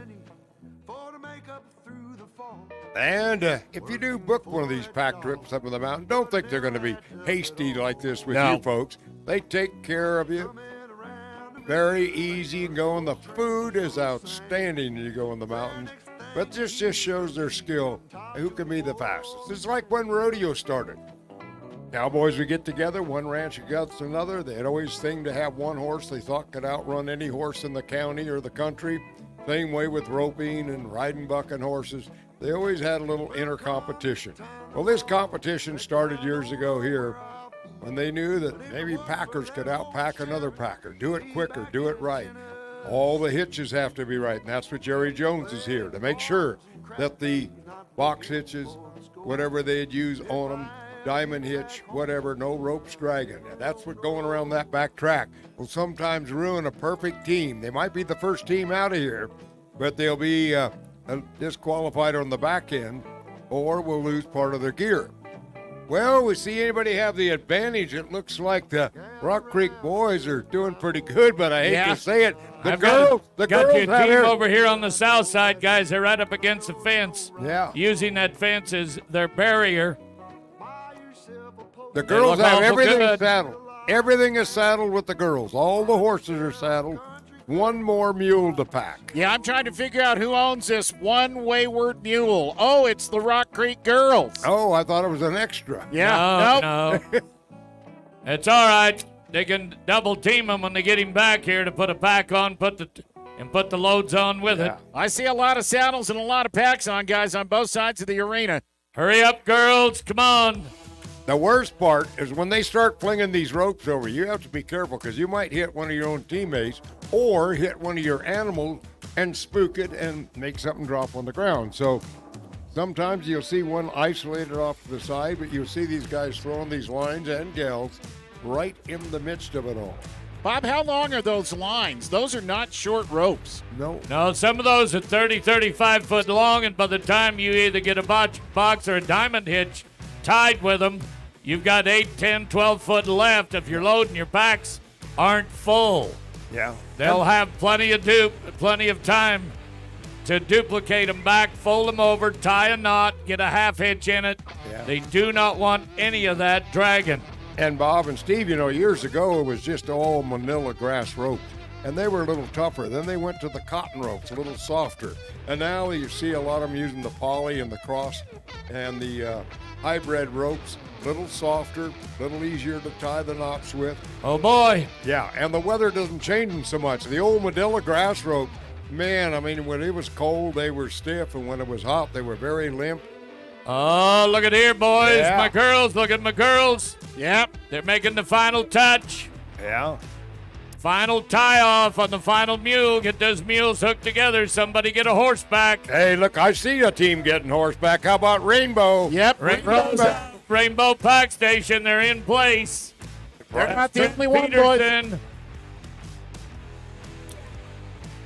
Come on, girls. You got a lot of ropes on the ground. Somebody back over here. Give her a hand. Yeah. He lost his hat. I see it. It went right on top of his own pack. That's pretty good. The wind blew the hat off. It stuck. He can't figure it out where it went. Rainbow is up. Rainbow's going to the Open gate. the gates, boys. We're coming your way. Yosemite is up. Rock Creek girls are up. Not yet, ladies. McGee Creek's heading to the gate. We got 4 of them going. Look at this. Look at this, guys. This is a stampede right here. Now we've had the champion teams here together. One mule is balking there in McGee Creek, holding everything up. Make sure you're tied off, ladies. Rock Creek men are about to get up. There go the girls. Hurry up, 2 teams to go. Our cameramen in the field, or Jimmy, Emily, Jaime, all working these cameras again for Mule Don't Days. run over that Spaniard, Bob. You'll be out of business. Barcelona, Spain. He come here the first time he's ever seen Mule Days. He's enjoying it. What's the holdup here, Kenyon? Well, the holdup here is the girls are gone and the boys are like, okay, what's going on? Nah. They're still tying one pack off. They got 2 on. Well, you got to remember that last night, because of the bet, these guys had to do all the cooking last Yeah. night Oh, yeah. and this morning. Yeah. All right, it's still a stampede on the backside, guys. There are at least 3 teams coming down that track on the backside. Whoop. It's McGee and Rainbow in the lead, neck and neck, first and second. All right, I'm going to get out on the deck here and call them. All right, the west track gates It are is. open. Looking good. Rainbow. The girls. Reds Meadows Yeah. about to leave. All right. Bryce Hathaway and team having a better day today. Look at here, look at there. Look at there. Man. Well, 820 just came in. Yeah. All right, if you're going with 820, Yep.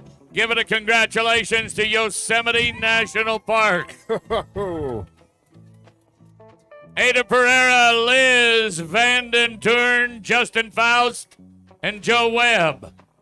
Number 2, Rainbow Pack Station, Trent Peterson, Mikey Corona, James Boaster, and Timmy Oakes. That's unofficial. Want to get the nod from the judge. Everything was good when they crossed the final line. Many new names in here this year. That's awesome. Here come your girls, Bob. Here come your girls. Yeah. Not bad. They left in a 5th place. They come back 3rd unofficially. Well.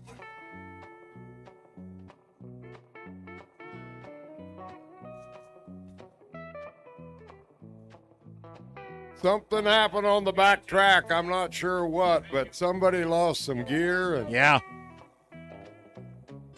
And there has been sabers drawn in the back before, and cinches cut, pack ropes cut. Yeah.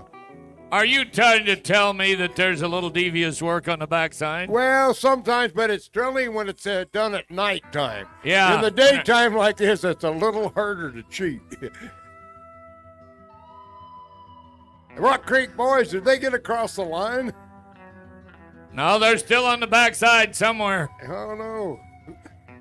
They're right there. They made it. They did pick up some speed on the backside then.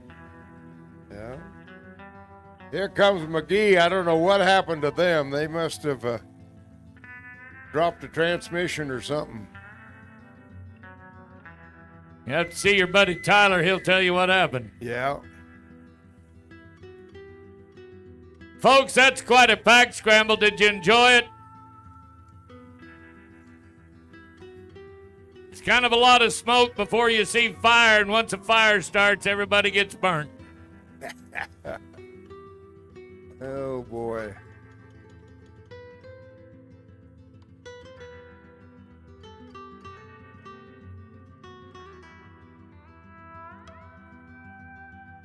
Now, none of the results that we share with you are official until Jerry gives them to you.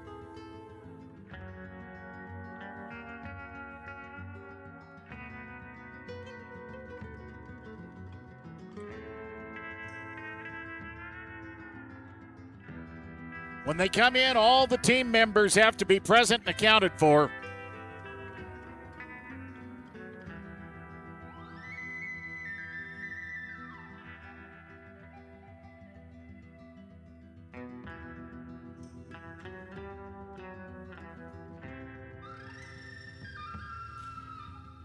Yeah. The girls are happy, Bob. Oh, yeah. Side bets. Anna. Side bets. Anna, you did good, girl. You did good. Tristan, Katie, Yeah. Adele, we're proud of you. Rock Creek men, you did good as well. We're proud of you. They've been watching Wyatt, them Tate, JP, Sammy.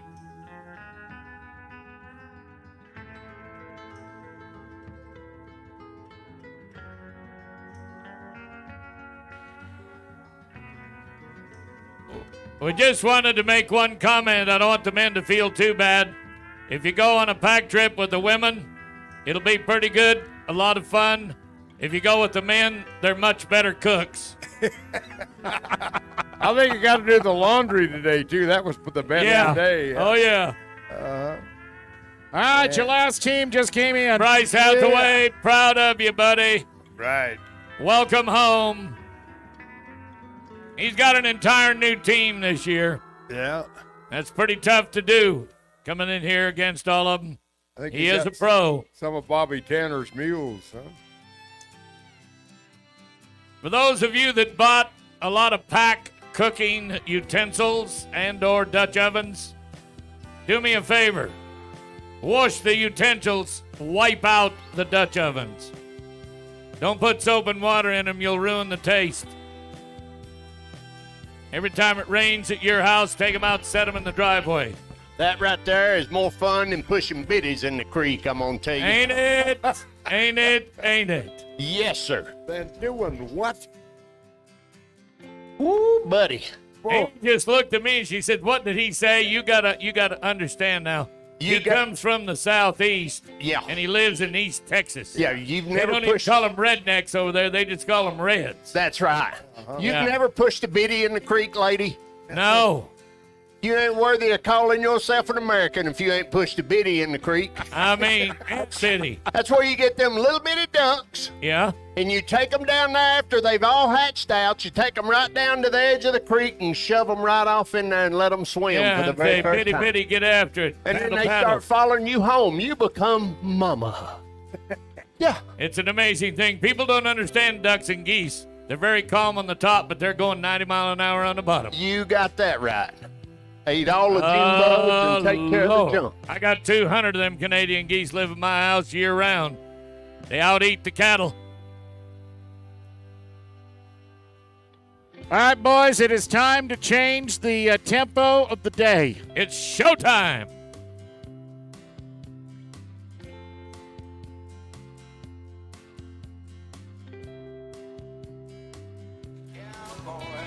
Ladies and gentlemen, entering the arena right now is an all-time American hero, a Western world champion, and a champion of champions in many circles. Would you give a Sunday afternoon welcome to the one and only Mustang Magic, Bobby Kerr. Don't want to think about it. Up and old All right, Kenyon, let's organize this thing and see where we go on the final day. Folks, I don't know how many of you own a dog, and I don't know how many of you own a horse. But this is a unique way to get your horse to come to you. Send a cow dog down to pick him up. Give him the lead rope. Have him bring him to Dad.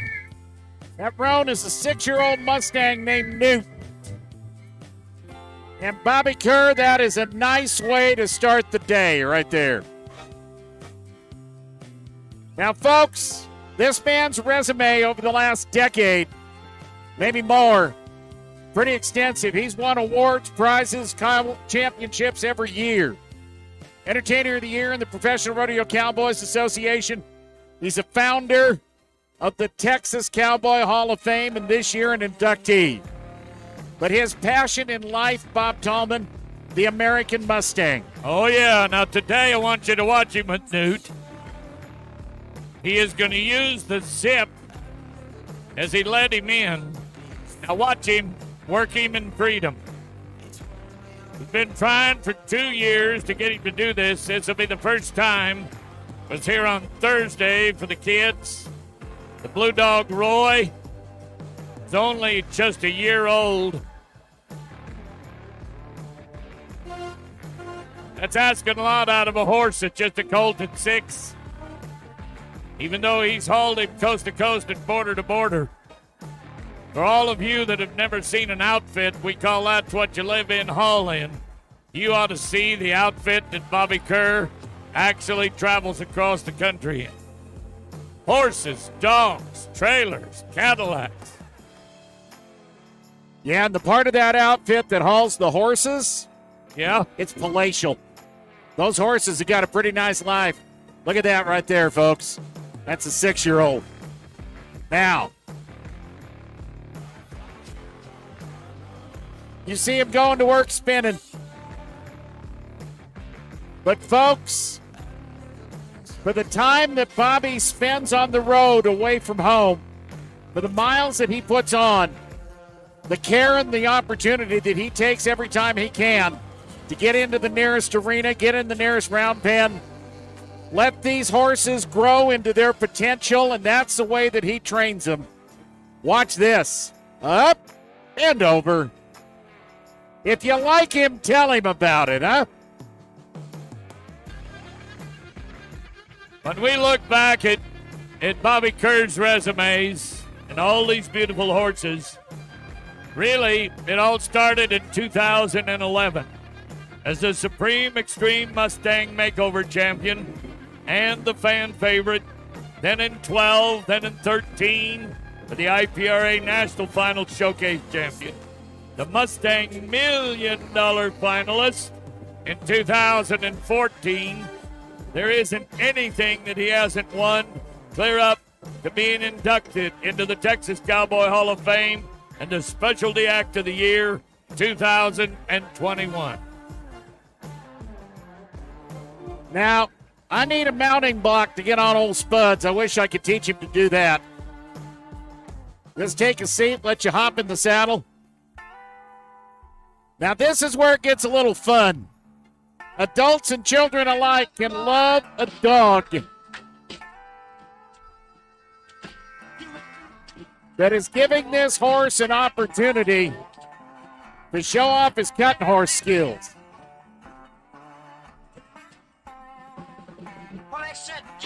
I want you to watch his hands. They're going to be low and cool. This is footwork. But that horse has learned that it's all about him. And as he hinges and heels on the hindquarters, this dog doesn't have a chance. I prefer to watch the hood ornament car myself. Yeah, I know what you're doing. Yeah. That dog's working them headlights, man. All right, let the wild child loose. Yeah. Here comes the pup. He says, all right, Dad, watch this. Now the blue dog, that's Roy. He's only a year old. That's Zip's full brother. Hey, folks, if today you take your children over into the food court, buy them 4 big things of cotton candy, a little Mountain Dew on top of it, and then feed them some Red Bull, they'll almost be as hyped up as this dog. He's going to be a big dog at a year old right now. Look at him. Look at him crouch. He said, okay, Dad, did I do good? You betcha he did. A little love. Long way. Not bad for a puppy at the age of 1 year old.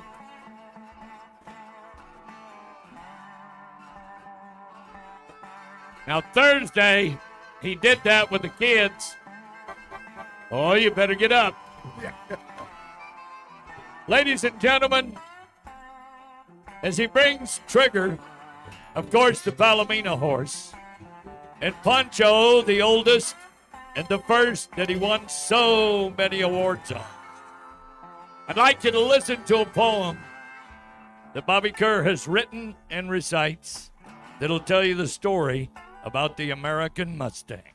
He's an American Mustang, a hero to our nation, a symbol of freedom and of God's great creation. Since the 1500s, he's roamed this great land. His home has been on the mountains, in the valleys, and the desert sand. They run in bands looking up for each other. In trouble they can smell.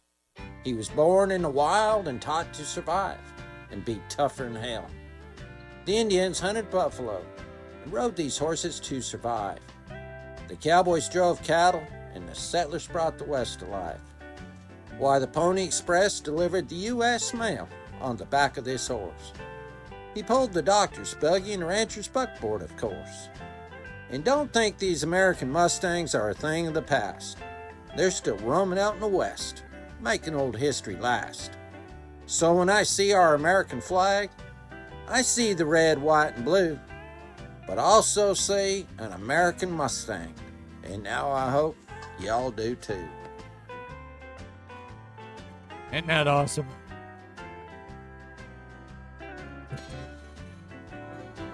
If you've never owned a horse, never owned a mule, never had the pleasure of having a dog that you could live freely with, this man has exemplified all of the great facets.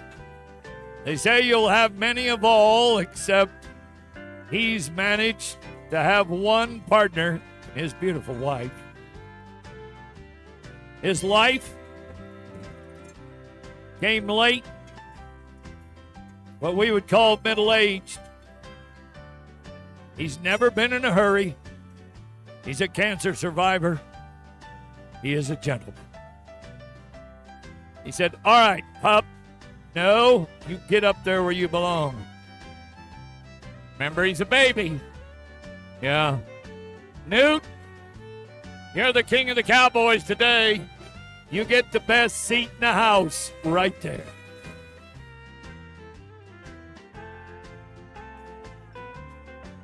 Hope y'all took some video. Hope y'all get to watch the streaming live in its archive position. Ladies and gentlemen, you have just watched one of the greatest entertainers in the history of Western lifestyle. Sure. Go Texas.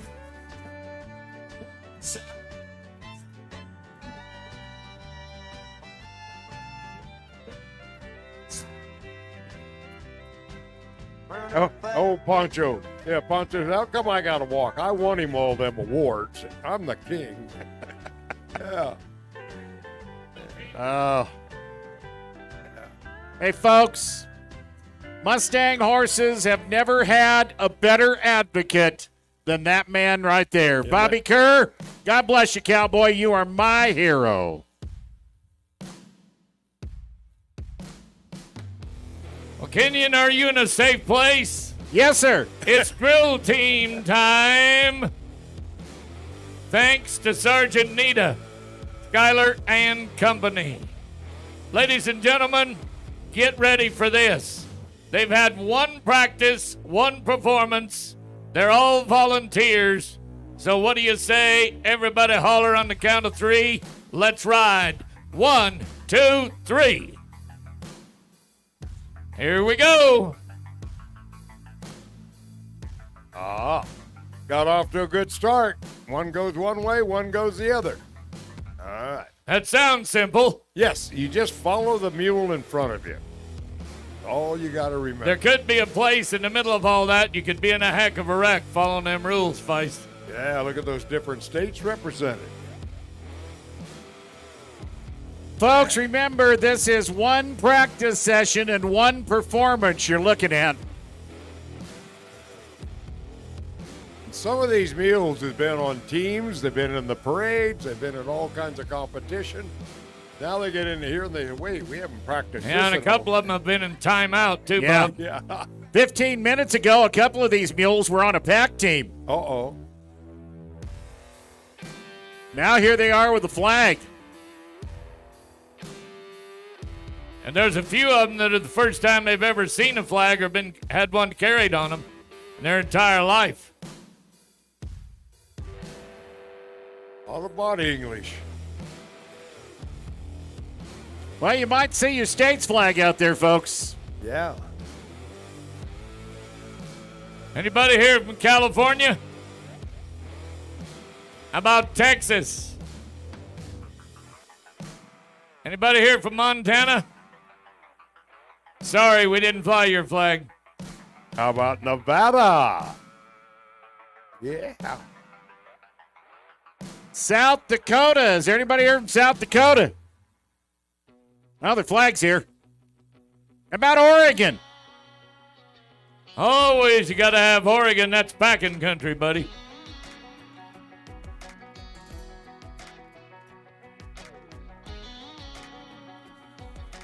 Now, all of you are looking at that white mule out there. You watched her carry this American flag in the opening today. That is the replacement for White Trash. And who's riding her?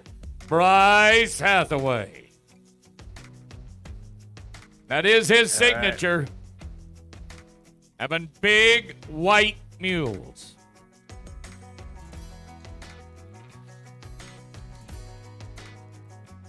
I don't know if we mentioned it, Steve or Bob, but this is a volunteer act. Some of them thought about doing it, maybe on their way here. But until Nita Vick gets them all lined out, we get the volunteers to do it. Some years we'll have 10 or 12 like today, and some we've had 20. Yes, and we've had them all age groups clear up to 90 years old. Yeah. Guys, the very first year of the Mule Days, just so you know how long Nita Vick's been at this, she put together a drill team, a group of kids. They had a fundraiser where they sold sandwiches at the concession stand to Mule Days. They raised $58. They thought that was a big deal back then. $58 got them off to a drill team contest with 2 diesel trucks hauling their horses on the other side of the state. Man, $58 not going to get you that far this year. Yeah, it'd get you from Sacramento to Auburn. Yeah. That'd be about the deal. But Nita has spent a lot of time in her life at Mule Days coordinating this drill team. And Nita, every year I'm amazed at what you pull off. Look at this right here. Ribbit. Yeah.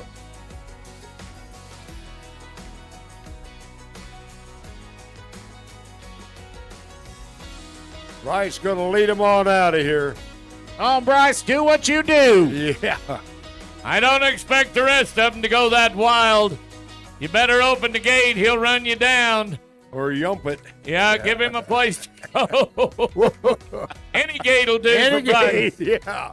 Any Does the gate work? will do. Give them a big hand, folks. They're awesome. Good job, kids. Good job. Now, when our show is over today, we're all going to the outdoor stage in where the vendors are. Dave Stamey's going to put on a concert. Oh, you've already bought your ticket. You're going to love it. Catch a beer on the way out, get a sandwich, whatever it takes to make you happy. We're going to go enjoy this man. Oh. Love his music. Isn't he talented? So talented. What's following you, buddy? Well, let's talk about another packing opportunity. This time it's our college kids that are about to go to work. Ladies and gentlemen, this is the Interscholastic Pack Scramble that's about to happen. Bob, I don't know if Jim Harvey's up there with you today or not, but that man who celebrates his birthday every year at Mule Days and has been one of the founders and one of our world champions, I think he had an awful lot to do with getting this college program started. Yep, back in the few years and put it all together. And him and the doctor, and many of them decided that the youth of America needed to get a little involved. So they started the college in the intercollegiate one. It was very small at first, and it's growing now to where we have about 7 colleges participate.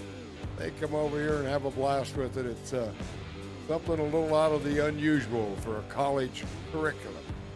Pretty nice indeed. Yeah, Dave Stamey, I love his music. So comfortable, so easy to listen to. It's a true Western music, what you'd hear around a campfire and places like that. And he writes a lot of his own talent, but he sings some of other people's as well. But yes, we saw Dave a little earlier today, and he's such a gentleman, and it just reflects through his music as well. Punkentown loves it. He can dance to it. Yep, buddy. Oh, yeah, he can actually get his clogging shoes on if his back wasn't so bad. We're getting down like socks on a rooster anyway. You hear got me? it. Larry Maurice is also going to be there today with Dave Stamey, Bob. Cowboy Poet. They're both going to give us a show. I just wish somebody would turn that fan down. Boy, it's blowing, isn't it? Do you know that you're in my house right now, if we had this kind of weather? Yeah. You couldn't be too cold to go swimming. No, sir. Can you believe it? I'm telling you. What's the humidity at your house today? It's 92 at mine. Got to be 94 at yours. Probably so, yes, Yeah. sir. Walk outside, count to 10, and just for doing that, you sweat. Yeah. Well, I don't live in California anymore. Punkentown and I live in Texas, so does Kenyon. I still say, and I say it daily, publicly and privately, the greatest and most beautiful state in the Union is the state of California. No more beauty in the world. Woo-ha. Yeah. Hey, I'm wondering, I heard y'all asking where everybody's from. Anybody here from my home state of Tennessee? Where is that one at up there? Where you at again? I thought I told you to stay in the truck. What the heck? Can't take you nowhere. Man. That's all right. That's all right. Gotta hate it when that happens. Yeah.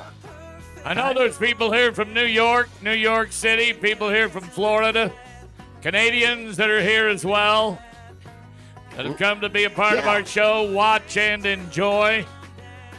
Let's identify a few of them as they come in if you can. Kenyon, what are them gold shirts? Well, that's the UC Davis. They've had a pretty good week in these pack scrambles. Yeah, they win first last night. That is Skylar Campbell, Sarah Finch, Kat Renner, and Wes Pizzini. Modesto College is right next to him in the green. Here's a group of college kids you really got to be proud of. Why? Because they got their hands so busy doing this pack deal that they ain't got time to text and drive. Well, that's Cody Andrews, Blake Tobler, Allison Souza, and Ashley Squid. All your Modesto junior college kids, that'll be team number 600 if you see numbers on their back. Cody Andrews, Blake Tobler, yep. Allison Souza. Is that what you just introduced them? Yeah, I thought you heard me. I'm sorry. Well, it could be my aging condition. Okay. Speaking of conditioning, okay. We're going to get right down here in the middle of it, buddy. All right, who you got there, Steve? All right, the orange right in front of me, that's Reedley College. The white right next to me, that is Deep Springs College. All right. Okay. Are y'all trying to ignore my old alma mater? What's the deal? I was getting there. They just took a little longer than everybody else to get out here. All right.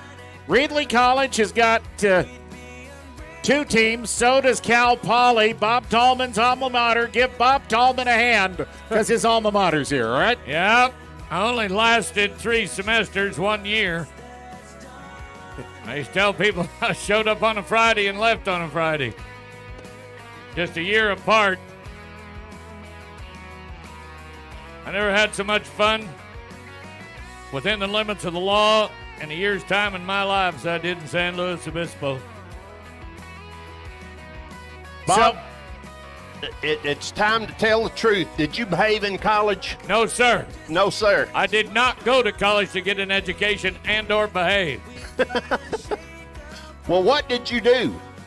At Cal Poly? Yeah. Everything you can possibly imagine. The first thing I did was lease a grain ranch.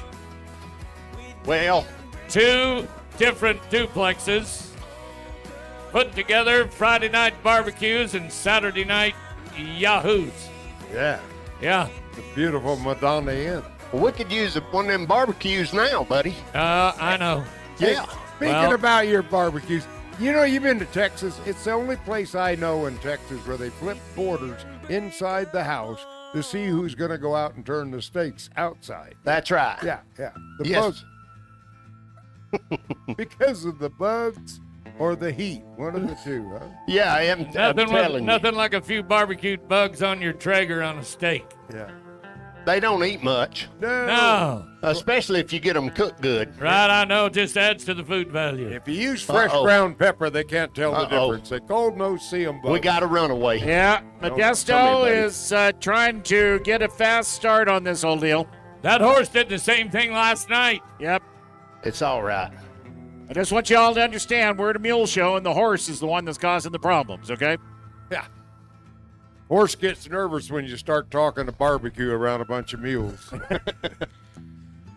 We wasn't talking about horse meat. We was talking about brisket. That's right. What the heck? What's your favorite food you miss from Tennessee? Say that again? What favorite food do you miss from Tennessee? Well, my favorite food from Tennessee has got to be the pulled pork sandwich. Really? Yeah, you can get them everywhere, but they ain't but one place you can get the authentic, real pulled pork sandwich, and that's in the great state of Tennessee. We're off and packing. Here we go. We got a pulled mule sandwich going on right here. Oh, boy. Up. Oh! Look at the brakes on them Justin boots. That's one of the Reedley teams right there, guys. Yeah. Wow. Man, he's got a burnt hand, too. But whoa, be gentle now. Be gentle. Yeah. So this is a real simple race. You pack them on this end, you go down to the other end. First team down there wins. Just like that, huh? Yep, just like that. It's real easy. Wow. I think as fast as they coming back this way, I'm going to get out of the way. No, you stay right there. Help Jerry Jones, will you? Jerry, I'm going to help you. Yeah. Move. Okay? Now, Cal Poly 722 team down here, guys, has already got one mule packed. Well, that's your number 2 team, Hunter Walton. Uh-oh, we got one loaded. Yep. Oh, Julia Deming will be the rider. Kelvin Deal.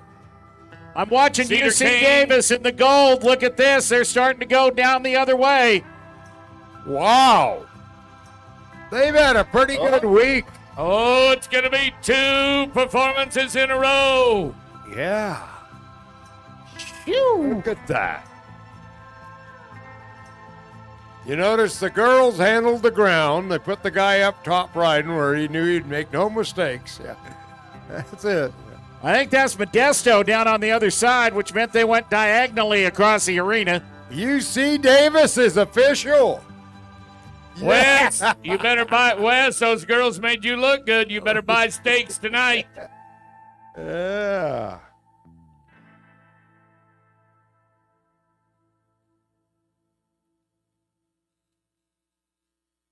Well, they're going to win her hands down. Woo! Yeah. All right, here comes one of your Cal Poly teams, Bob. Okay. This ought to be the number 2 team, 722. I think it's actually 715 over here right in front of me. Oh, we've switched. Yep. Last minute arrivals. Nope, they still haven't got everything quite where they like it. She's ready to ride. The kids in the back said, nope, hold your horses. Reedley 525. And that second place team, are they okay? They're official? That was the dark green? All right, here comes 715, Cal Poly. Oh, those packs look good. Tied off, turn it loose. All ladies. Here comes Reedley. That's Cal Poly's other team with that big paint horse. Well, you said that lightly. That is a big paint horse. Man. Oh, my goodness. You want to rope a bull, boys? There you go. Well, I had to announce on that horse they'd have to have a sky crane put me on there. Yeah. Look at that horse. When he was born, his mother said, you're not going to make the halter class, but you will learn how to pull one.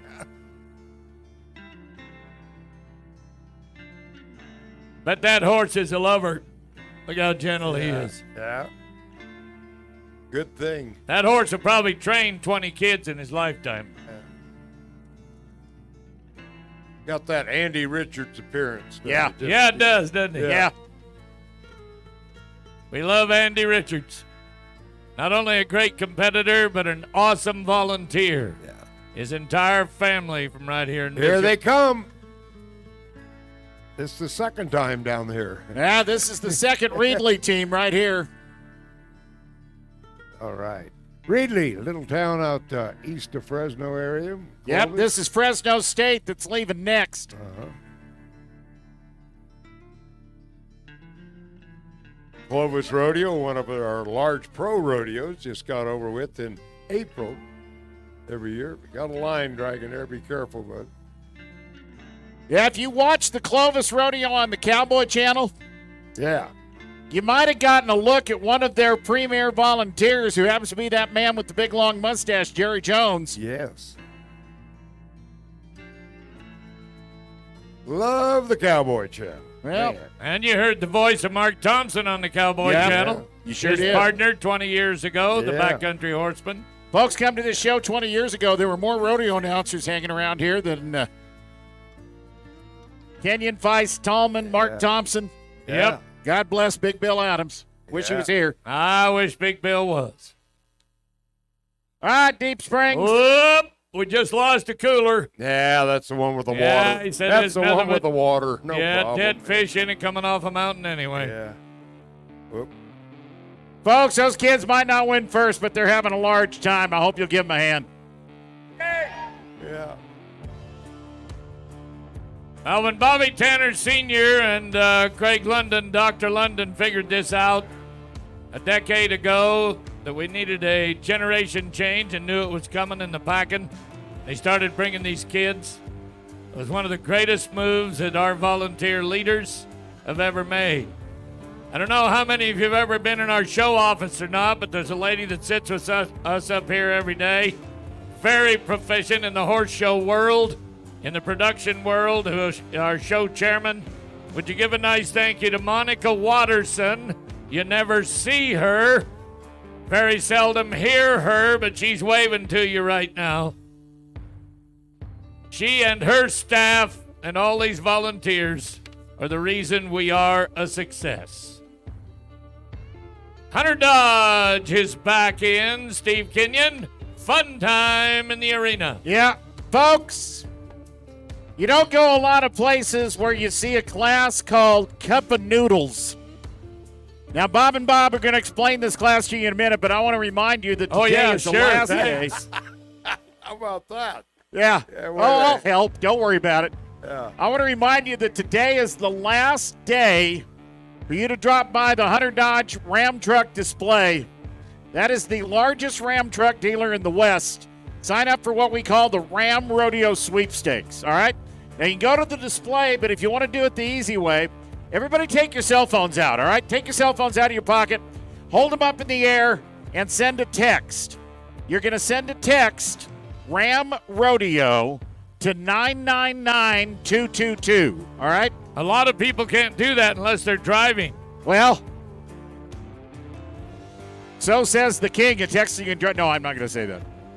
That's awesome. It's awesome. You can win a $100,000 voucher for a brand new Ram truck, folks. Bishop Mule Days is one of just a couple of events that are not actually rodeos across the country that are involved in this Ram Rodeo series.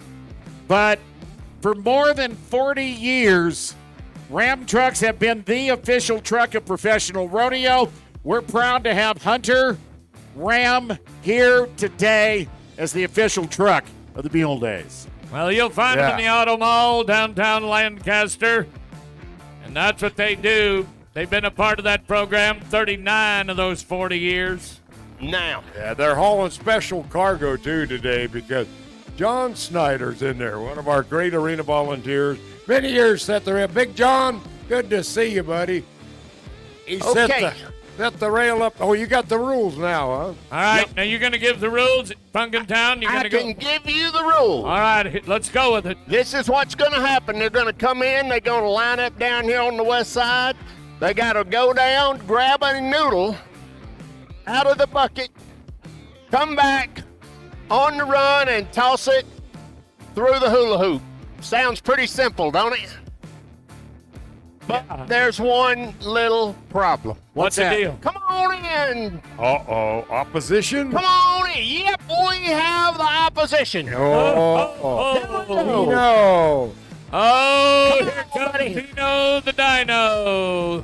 You just come right here, and you are to guard and protect. Yeah. Okay? Need you to raise your right hand, T-Rex. I didn't say come down here jumping on me. Stand still, you overgrown lizard. Do you swear to uphold the Constitution of guard the rings? Yep, you do. All right, cup of noodle. Yeah, okay. There you go. I see he's been on the Red Bull again. He's got the wobbly in his neck. I saw that in a movie one time. The rodeo clown didn't make it. Just saying. Boys, this is not just a class. This is a herd. Got a whole bunch of one-spade youth packers out here. That's that great program Reed Hopkins runs out of Kernville, California.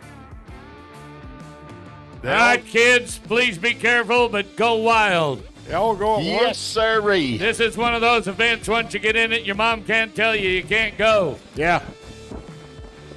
You better have double huggies on. T-Rex, Yeah. you just, And we got to light them up here, Punkentown.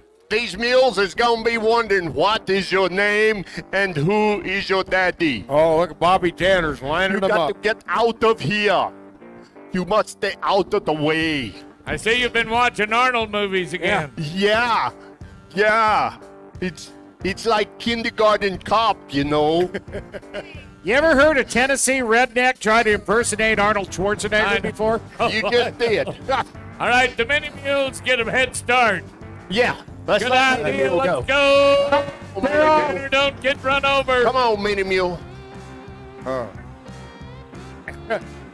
No, the mini mule said, I don't think so. Oh, missed one. I don't play well with others. This seemed like it's a real easy event. All right. Yeah. Get the. Oh! Oh, T-Rex, you got her done. Yeah. He almost got by you, buddy. Behind you. Oh, steer. Look. Oh, yeah. Yay! Get it. Atta girl. Get Atta that boy. number. Get that number. All right, 2 of them. There's right. more coming. Come on, kids. Keep coming. Oh boy, look at here, Mini Mule. Da-da-da, da-da-da, yeah! She did it. T-Rex, look out. They're stampeding you, buddy. Yep. That was back number 323. The mule is Maggie. The very first one to get her done. All right. Colin Durrell. Come on over here. Come this way. Okay, I got a question. How come as soon as the T-Rex showed up, we got invaded by seagulls? You go. Oh, wait Wow. a minute. Here you go. Try it again. You got it. I like your attitude. Yep, you got it. Oh, that's great, these kids. Big accomplishment. Oh, now T-Rex has got his own noodle. That scares me. Yeah. All right. Bobby Tanner has helped every kid in here except his own. I don't. Pumpkin. Come on, Bo Tanner. Come on. Take Folks, that number black one- mule up there. Atta boy. You got it, Bo. You got it. You got it. Oh. You got to throw it. Yeah. Atta boy. Win a prize. Did they all get a shot to do it? That's the main thing. Yeah. Hang on, boys. I've got a mule to catch. Okay. Good Lord. That thing's got a Hemi. Well, that's the very first one that the T-Rex tried to meet and greet. Come on, girl. Yeah. Is that what you call that? It's a meet and greet? That's a politically correct expression, yes. Okay.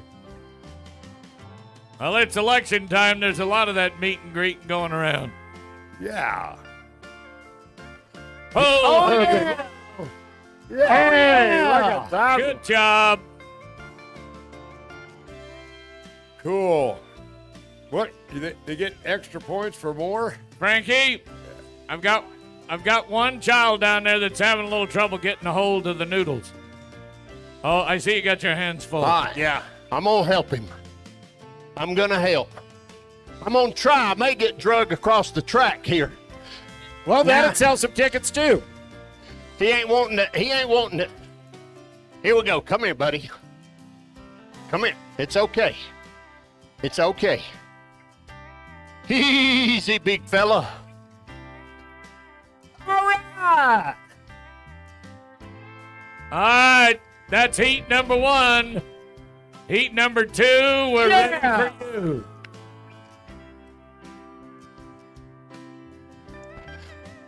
All right. Okay. Kids, Are you you- did good.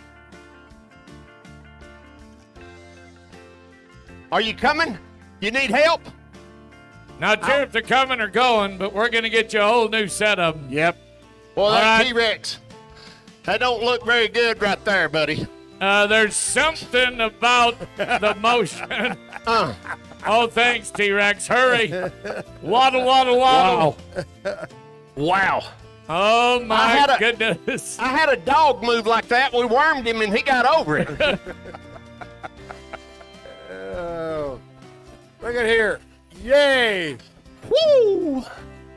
Oh, my. Bishop! That's it. Yeah! Ollie, oxen free. The dinosaurs are a whole lot more graceful in the Jurassic Park movies. If y'all haven't smiled yet today, you're missing something. Yeah. Get off them gummy bears. Have we got another group coming in? Yeah, this bunch is a little older. They are. Yeah. They need a little less help Yeah. and a lot more action. Yes. Okay, we got it. You got more help? We got, no, I don't have any more help. Just, but. T-Rex is tired. Look out. T-Rex has got a lot more. You got a lot of action left in you, T-Rex. Oh, my God. Somebody get an 8x10 of that one. Well. More Adcock photography. I hope you got that one. No laying down on the job, buddy.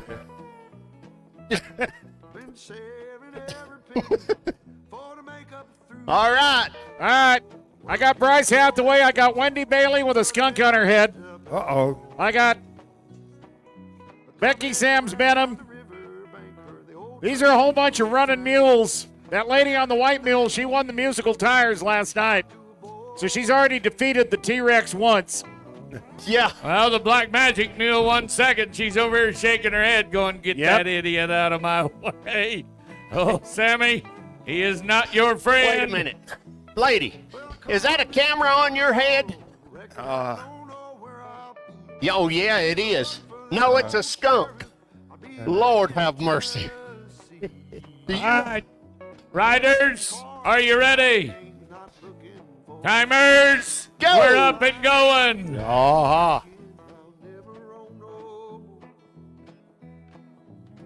Look at her. She's looking good. All Baby. right, we got one on the way. Oh, no, T-Rex has gone to dancing now. I thought Wendy was going to be jousting with the T-Rex right there. Hey, Bryce. Oh. Then you Bryce missed. almost got it. Yeah. He's used to electric block. Go get another one, Bryce. You can catch up. He Come had on, it Mickey, once. get that appy in there. Oh, look at here. Look at here. Yeah, she did it. That's a winner right there. Winner, winner, chicken dinner. Oh, look at here. You're going to find out. Oh, T-Rex is fixing to get it. Yeah, Bryce is coming in for second. Whoop. Going away for eighth. They're about to surround that T-Rex and just start whooping on him with fun noodles. Yeah. All right, everybody, jump on the Dino. Good luck. Oh. Yeah. So close. Bryce, to the right, to the right, to the right. Just need more hands. I don't understand it. You can't hold a noodle and rein your mule at the same time. Yeah. Oh, Becky. Nice Oh, job. yeah. Oh, yeah. Oh. Bryce, you're going to get bucked off. All right. Yeah. Bryce is in complete control of the Wow. noodle. Of Last the noodle. Tuesday. Oh. Oh. Another one's full. All right, we're calling the winners on you, Frankie. We're calling the winners.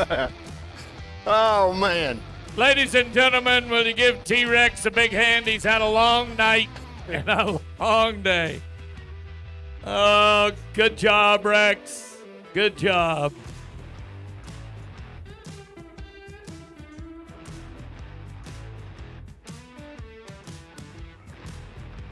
Got to talk with Tim Lewis the other day. He used to work up there at McGee Creek for a long time and all the pack stations around. And said how much he missed mule days, man. The old days when Sunday afternoon came, they had all the big obstacles out here, and then they'd have a huge bonfire in the parking lot when it was all done. But all the obstacles were taken down. It was all put in there. Greatest skit, the comedy routines. It's all a little different. You know what? There's a philosophy in the cowboy way. Okay. And it is, if you can't do your friends wrong, who can you do wrong? There you go. And we just saw living proof of that right here. And you caught. Me? Yeah. What did I do? You're the cause of all the problems. Me? Yes. All I did was... Yeah, cause problems.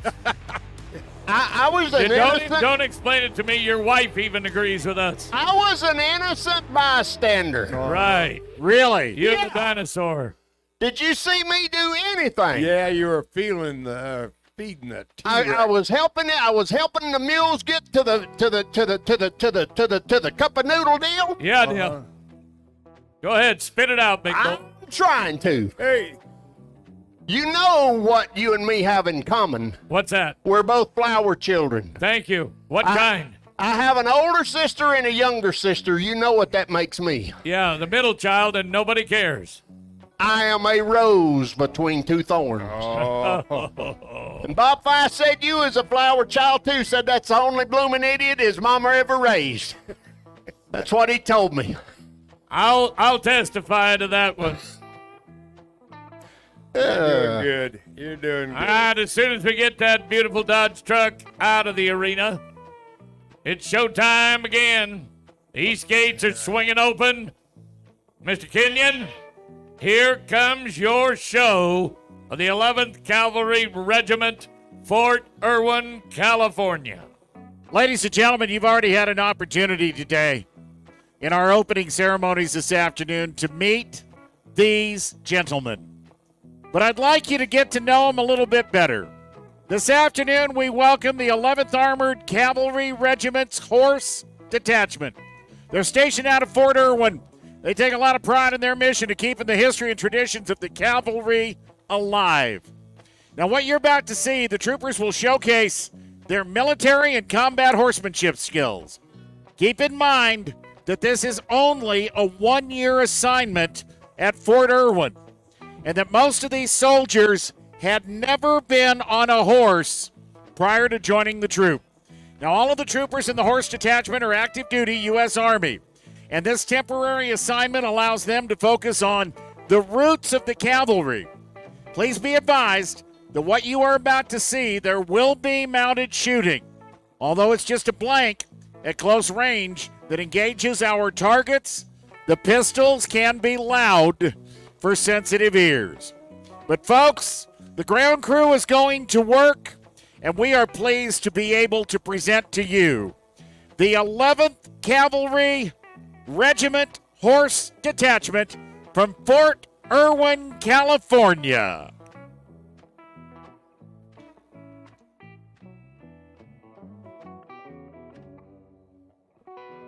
Now, ladies and gentlemen, today is a saber demonstration. As the ground crew has done their job, I'd like you to let us paint a little picture of history and tradition for you.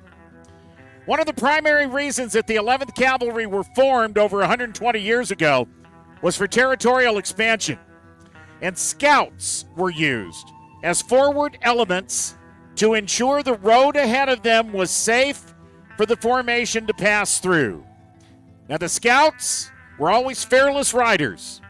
They were always prepared at any moment to go into battle and engage targets to protect their main formation. Folks, the scouts are coming now.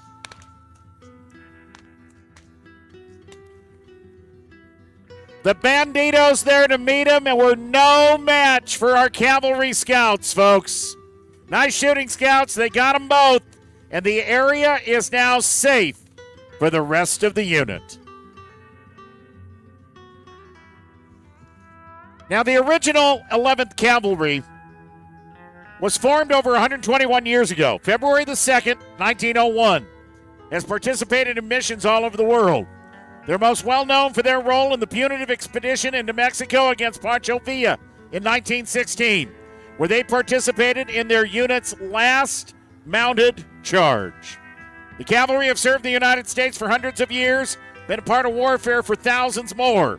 The original 11th Cavalry participated in all aspects of drill, events, and ceremonies that prepared them and their mounts with experience and discipline before going into battle.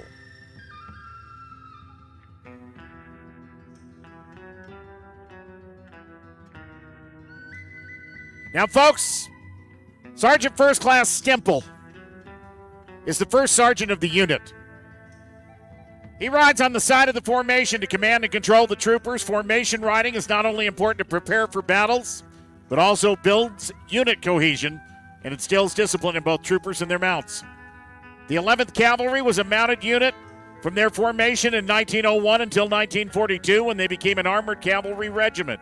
The troopers wearing uniforms today that were the original 1901 uniform, complete with campaign hat, long sleeve, chambray shirt, khaki trousers, and canvas leggings over low-cut boots. Now, folks, before pistols were common, accurate, and reliable, cavalry troopers relied heavily on the saber to engage the enemy. The 1860 light cavalry saber that the 11th Cavalry used were for close quarters combat. What you'll see here is a test. A test of the trooper's ability to engage targets that may be mounted or dismounted. First up, Sergeant Stemple. Demonstrating the right cut. You saw Specialist Renteria. And next up, engaging what's called the tierce point is Sergeant Winger. Watch this. That watermelon will never fight again, folks. Staff Sergeant Lopez demonstrating the right cut. Up. Watch out, boys. We're going to finish off those last two right there. Here comes Sergeant Stemple one more time. Ladies and gentlemen, I'd like you to start cheering for him right now. Come on, give him a little hand. He's going to take care of this situation. These guys would be dangerous in a supermarket, Stephen. Do not get in front of them in a buffet line. That's all I'm going to tell you. I'd like to give a special thank you to all of them today for their help in our grand entry presentation of our veterans. They didn't have a chance to rehearse any of that. We just said, you ride. They said, we're ready. Yep. That's awesome. Ladies and gentlemen, there are 5 troopers today. But I'd like you to watch as we remember the 11th Cavalry's last charge. And we'll be quiet enough we can hear that bugle of a yell. Yep. All right. Imagine hundreds of them coming over the hill at you. The column advanced, this is the way that it was written.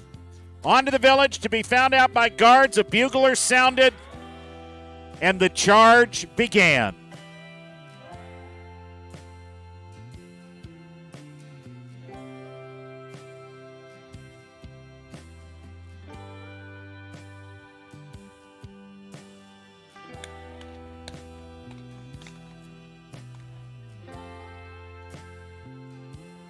Ladies and gentlemen, the last charge this afternoon here at the Bishop Mule Days. Awesome. Thank you, gentlemen. Thank you for your service. Great. Folks, before they leave the arena, I'd like you to meet him. The first sergeant, Sergeant First Class Stemple on Gunsmoke. Sergeant Winger riding Bradley. Staff Sergeant Lopez riding Comanche. Private First Class Stapleton riding Chief, and Specialist Renteria riding Charger. The ground crew, Corporal Falmouth, Specialist Newcomb, Specialist Sexton. Folks, Bob Tallman and Bob Feist reminded you of the role these individuals played in our opening this afternoon and in our special tribute to the men and women of our military.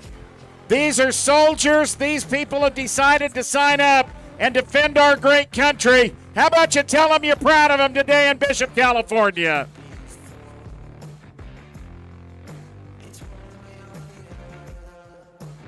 That is so awesome. I think I might have said it in Cowboy Church this morning. For those of you that have got kids and grandkids, take the time to teach your children American history. What you saw was just a brief moment in our time that we get to watch them today. Hello, welcome to About a Minute with Jimmy T. Today we have Miss California High School Rodeo Queen, Courtney Jones. And what's happening on June 18th? On June 18th, we will be crowning the new Miss California High School Rodeo Queen. Oh, so this is your swan song. This is. Well, you'll be back here, right? I will be back, yes. So, ladies and gentlemen, come back next Friday, June 3rd, for the Skippable News long interview, but also come on June 18th to find out the new rodeo queen who will never be as good as Courtney. I'm Jimmy T. 2-2. Hey, What? where y'all going with that watermelon? we got balloons for the next one, buddy. We could have some good watermelon. And Yeah, they you just- Tennessee boys know how that works. We're not doing it. Golly. Man, you gotta love watermelon. I know. I love the Dolly Parton race, too. You ready? Yeah, I am ready. I hope Kenyon's got them ready. Yep, they're ready. They're ready. We're opening the gate. Dolly Parton racers, let's go. Let's see what happens here. Yeah.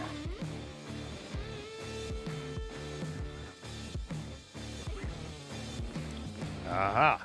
I'm not sure what was going on the night they invented this race, guys. I remember it quite well. Oh, It was really? about 40 years ago. Yeah. And we went through a period of about 3 years where they said you couldn't do this because it was Race. feminist. I can't. Yeah. Yeah. Yeah. Sexist. I can't remember who the governor was then, but we fixed him. Yeah. Every rider will have a item of women's apparel on. Otherwise known as a brassiere. Yes, Yeah. there you go. Thank you. Okay. And they will ride to the other end of the arena. Did you notice how Bob Feist, the single man, the single man was ducking things brassiere? Yeah. Yeah. That's the lifelong bachelor, folks. I can guarantee you, about like the governor in California. Guarantee you, I want to say thank you to the governor of California, Mr. Newsom. We appreciate you in Texas. And being a realtor, thank you. You are the Texas Real Estate King of the Year. Keep sending them to us. Look at Punkentown helping out again. All right, they're off. Wait a minute. One isn't. All right, there we go. Yep. Now, those bras need a little support, so we're filling them up with a couple of balloons. Then you have to ride. And right after this, Bobby Tanner is in a fist fight not to get hit with one. Yeah. Uh-oh. We got to get back here with both of them in there now. Yeah. Oh! Look at the change in character of how they ride back and the way they rode down. There Well, that's a couple of the One Spade kids, number one. Great. Punkentown, how's your entry doing there? Good? All right. All right, Bitty Okay, Bitty. buddy. Oh, yeah. Oh, Hang look on, at baby, you're doing good. Look at that little... all the balloons are coming out now. Look Oh, my God, they got a little one. That's the only reason you enter this. That'll cool you off. Yeah, years ago they used to pick on Tolman and I in the announcer stand. It was not all balloons that came up here. Yeah, thank you to Dr. Dudley started that fight. Yeah. Doctor, good to see her yesterday. That's great. I'm glad y'all got all that out of your system up here. Now you got the seniors in this, right? Yep. Now we have some adults that are going to participate as well. 323, that same young man that won the race with the Fun Noodles was the first one back across the line in the Dolly Parton race, guys. Man. All right, you're talking about the senior division, and it is adults. There's difference, you know, There you between go, Punkentown. seniors and adults. You got to graduate to be an adult before you ever learn to be a senior. And for some reason, we get more guys enter this event in the senior. Really, it could be the gear. And you know it would be Bryce Hathaway. Oh, sure. All right, Bryce. Yeah, he's got his eyes on you. You. I'm picking you. You know when Bryce gets both them balloons in the right place and come back, he'll be completely under control. Yeah. Back to this end. Yeah. Punkintown? Yes, sir. In just about 10 seconds, Bryce Hathaway is going to have water balloons serving as weapons. Yes. Okay? Yes. So I'm leaving now. I watch him ride that mule. He can't throw a balloon and ride that mule at the same time. You better catch a seagull and fly out of here. He'll find you in the back alley. We got one more. We got one more. Y'all hang on. All right. Oh, Wendy Bailey's coming. And she's coming in. They were trying to talk Kenyon into getting in this. Well, let me go down. There was a time that Tolman and I used to get in the chariot roping. Yeah. How'd that work out for you? Oh, not very good. That's why we're up here now. If you ain't cheating, you ain't trying, Bryce. But no, you cannot start up here. Get back there. All right, is this your final competitor? Yep, that's it. All right, we're looking at 6 of them. On your marks, let's go. And they're off. No, the other way. Right with the judge. Oh, yeah. That's the way to do it. Oh, my goodness. Bryce, we're going this way. Bryce, it doesn't matter if you win. You lost. Look out, judges. Look out, judges. I think T-Rex has ruined the mule. Yeah, you think? I have one question. Why was that mule not in the reining? Yeah. I don't know. All right, 325 is the first one across the line, guys. Yeah. Here comes Becky Sams Benham on the Appaloosa. Here comes Wendy Bailey on the White Mule. Those two women consistently are winning first, second, or third in every event they're in. And Bryce is winning last. Yeah. Again. Whoop. He's got to get up in the saddle, Bryce. Up in the saddle. Yeah. There you go. All right. Look out. Bryce is coming back. Judges, beware. Judges, beware. Watch out, boys. Heads up. Bryce, you got 2 balloons? Yeah. Okay. All right, Punkintown, here we go. You're defenseless. I think our cameraman, Jaime, was a little worried about throwing on I'm the ready. fence. Yeah. I know what's going to happen. I'm fixing to get ambushed. Well, it looks to me like Bryce has help. He's got a lot of help. He can't go to a main target. It's 4 against 1.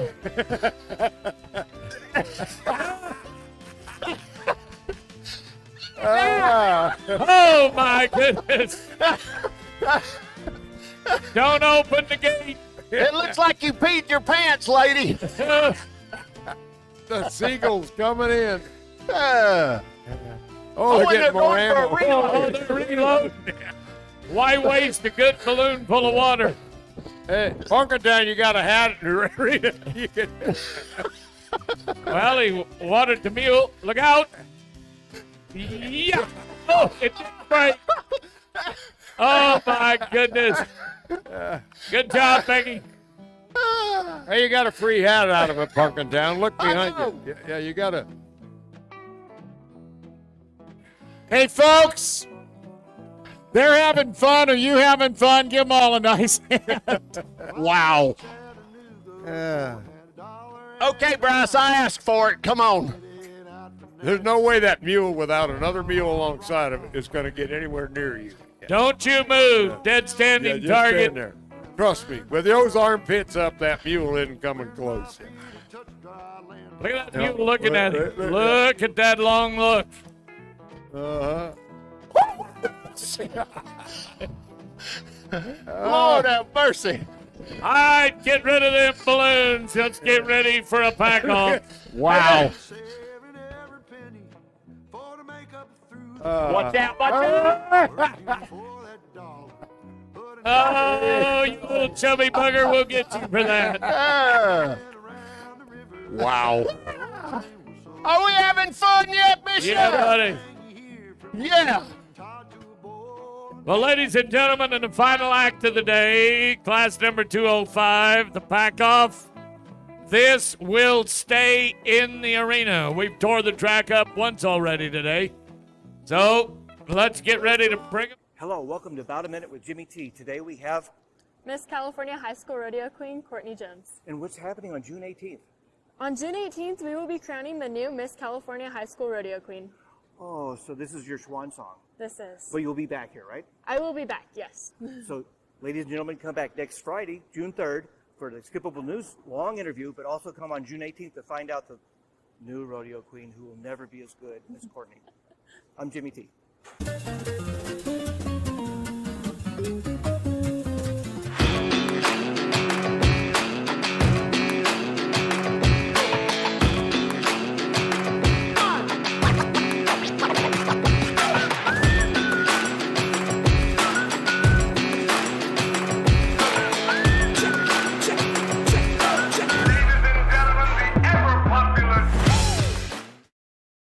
Ferguson. Miss Lisa's shown a lot of mules in here. They've raised them and trained them.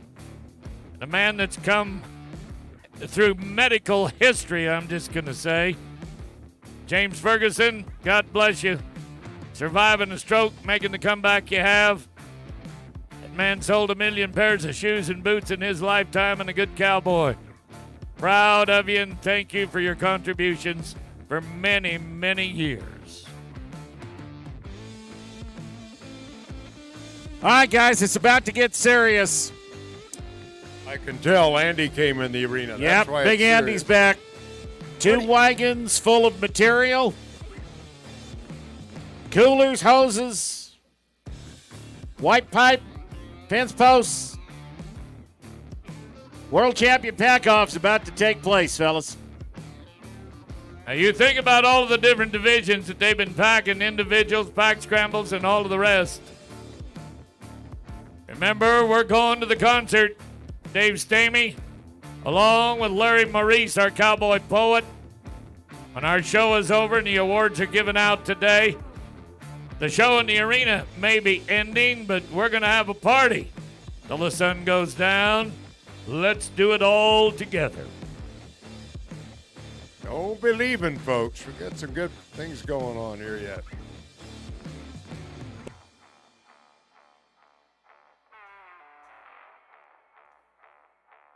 Now, as you watch them taking these packs off, we've only used them twice, but the wheelbarrow and the PVC pipe that you would use in a pack station, you can take up, bring back. That coil pipe, that makes it very difficult to tie on one side. The Orangeburg pipe that you're looking at, most people that understand construction would go that sewer pipe. No, this is where we put your fishing poles. The barrels, of course, for water. The ice that's available. Keep food cold in those coolers. The garbage cans to make sure that we do 0% packing. They can actually build a pack station. When they're through and it's all gone, the Forest Service about 15 years ago came into this deal with the environment. They taught us a lot. Now, you could pack there for a week. 3 days after you're gone, you'd never know there was a horse, a mule, or a person ever there. So Jerry Jones is getting them lined out, Bob. Looks that way. Yeah, got them all set up, and vendors, of course, still open out there too. A lot of great things that you can see that just pertain to packing, but also in the Western world. Next week, Santa Maria, California, if you're over on the coast. Beautiful PRCA rodeo. Great event there. Then about 3 weeks after that, Reno, richest, wildest rodeo in the West. All take place about 10 days up there. Great performances. A lot of roping, breakaway roping, barrel racing, professional rodeo, you name it, it's all on there. Rick Jacobson, good to see you. Another one of our past world champion packers. Lulu? Yeah. How are you, darling? You proud of your kids at Cal Poly? Yeah. Moore Jacobson, that husband and wife team right there, you talk about dedicated mule and horse people. They still find time to help kids, little kids, big kids. They're basically just a couple of kids themselves. Used to be quite the yumpers here. Sweepstakes. We have the jumping. We've seen you do it all. Bob, I'm not sure where to find it on the archive of our Mule Days live stream. Yeah. But I had a great opportunity the other day to sit down with both Rick and Lou and talk about their kids, talk about their careers, talk about their lives, talk about training horses and mules. Folks, it is amazing when you have the opportunity to talk to two people who have lived through the experiences they've lived through, who've trained the great animals they've trained, and they take a little piece of it, and then they turn around and share it with a bunch of college kids. Yeah. That's big.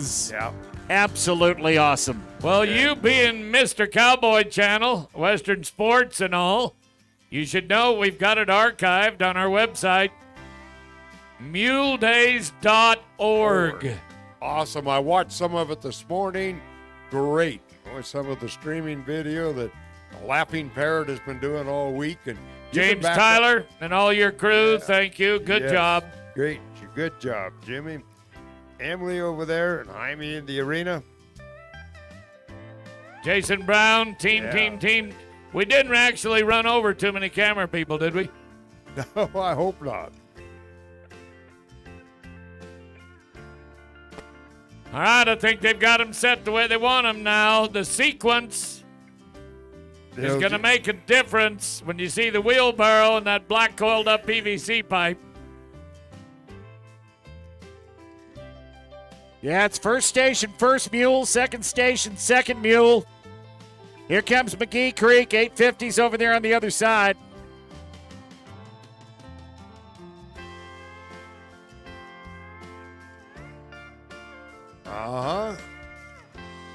Bee Creek right here.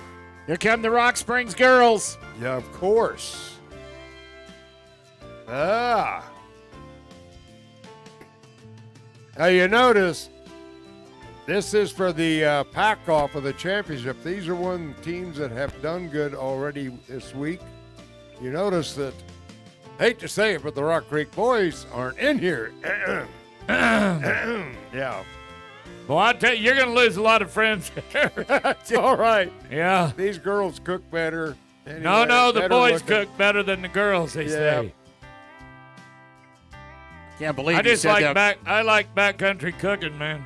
Yeah.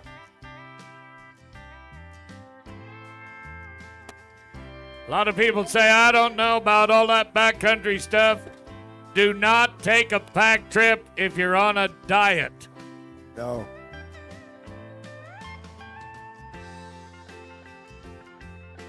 They're getting some help over here.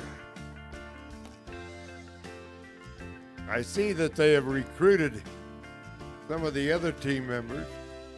All right. You notice the packs are set. Now that they see where they're going to go. First of the duffel bags, thanks to the Justin Boot Company. The PVC pipe. Then the coolers, more pipe. Then the barrels. Whoop, easy. Now this is where teamwork is going to be used par excellence. And to watch the ropes go over now. This is where you can hit a partner and knock them right out. We've seen it done before. And the line comes over. This horse isn't helping Deanna at all. All right.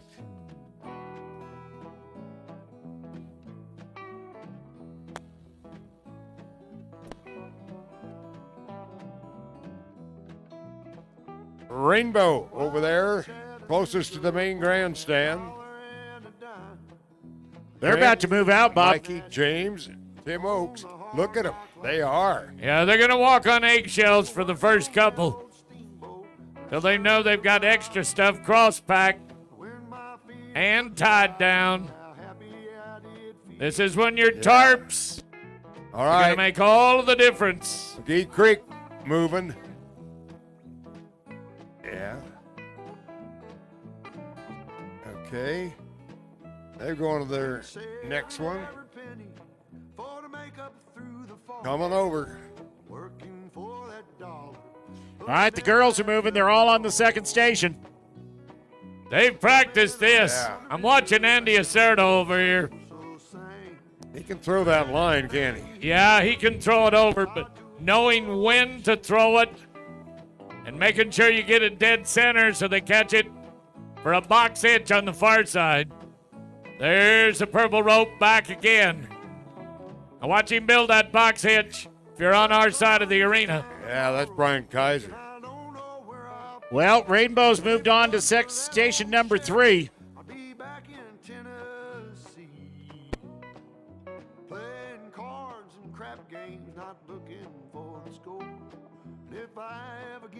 McGee Creek's on to station 3. Yeah, they're moving. Now come the barrels. Uh-huh. This is tough.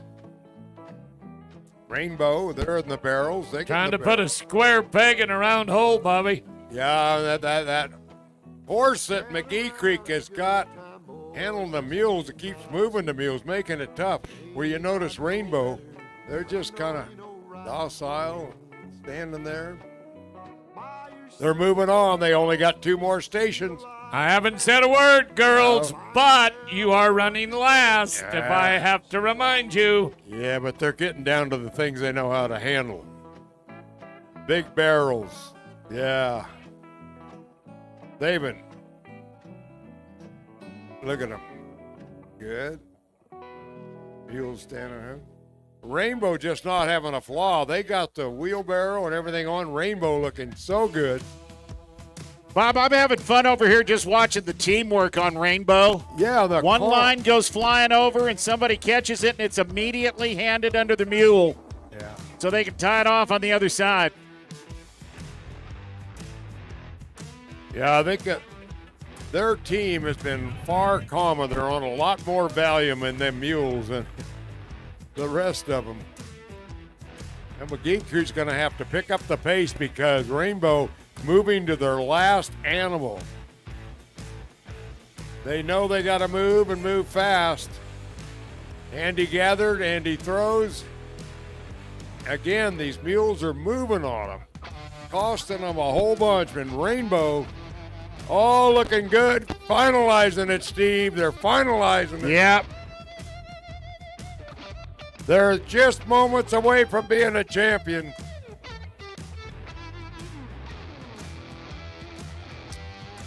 Well, they're tying off their final tarp, Bob. Yep. Oh, McGee Creek's packing that last mule. They're putting pressure on them. Gonna try and catch them. They can't get in too big a hurry, though. They're a full set of obstacles ahead of the second team, though. Yeah. There she goes to the pylons. They have to go around and then come back to this end. So McGee Creek, the only thing can do is hurry and get tight and then put the pressure on. Now, Rainbow can slow down at this point and make sure everything is tight and legal. That's the whole thing. They don't have to hurry. McGee Creek is going to have to hurry, so whatever they tie has to be tied on solid and quick because they're going to have to come down here to lope if they're either going to catch Rainbow. Rainbow, look at McGee Creek getting the last knot. And Rainbow now coming to the line. They're going to put the pressure on. Nothing falls off.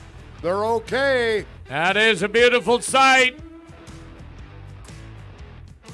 The judge is watching, looking at every knot, every rope. Awesome job, people. Awesome. Trent Peterson, Mickey Corona, James Worcester, Tim Oakes, and now McGee Creek coming down, making sure there's good because Jerry gives us the sign and lets us know if Rainbow is legal. And McGee Creek coming here for that second. It's good, he says. It's good. Rainbow's the one. Now he'll look at McGee Creek.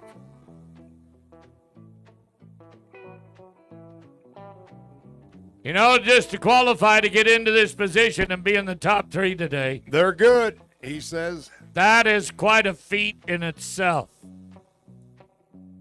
Guys, you ought to see the hugs all around down here from Rainbow. I bet. What a crew. And Trent, Mikey, and James, Tim, congratulations, gang. I know you got some side help as well. Awesome.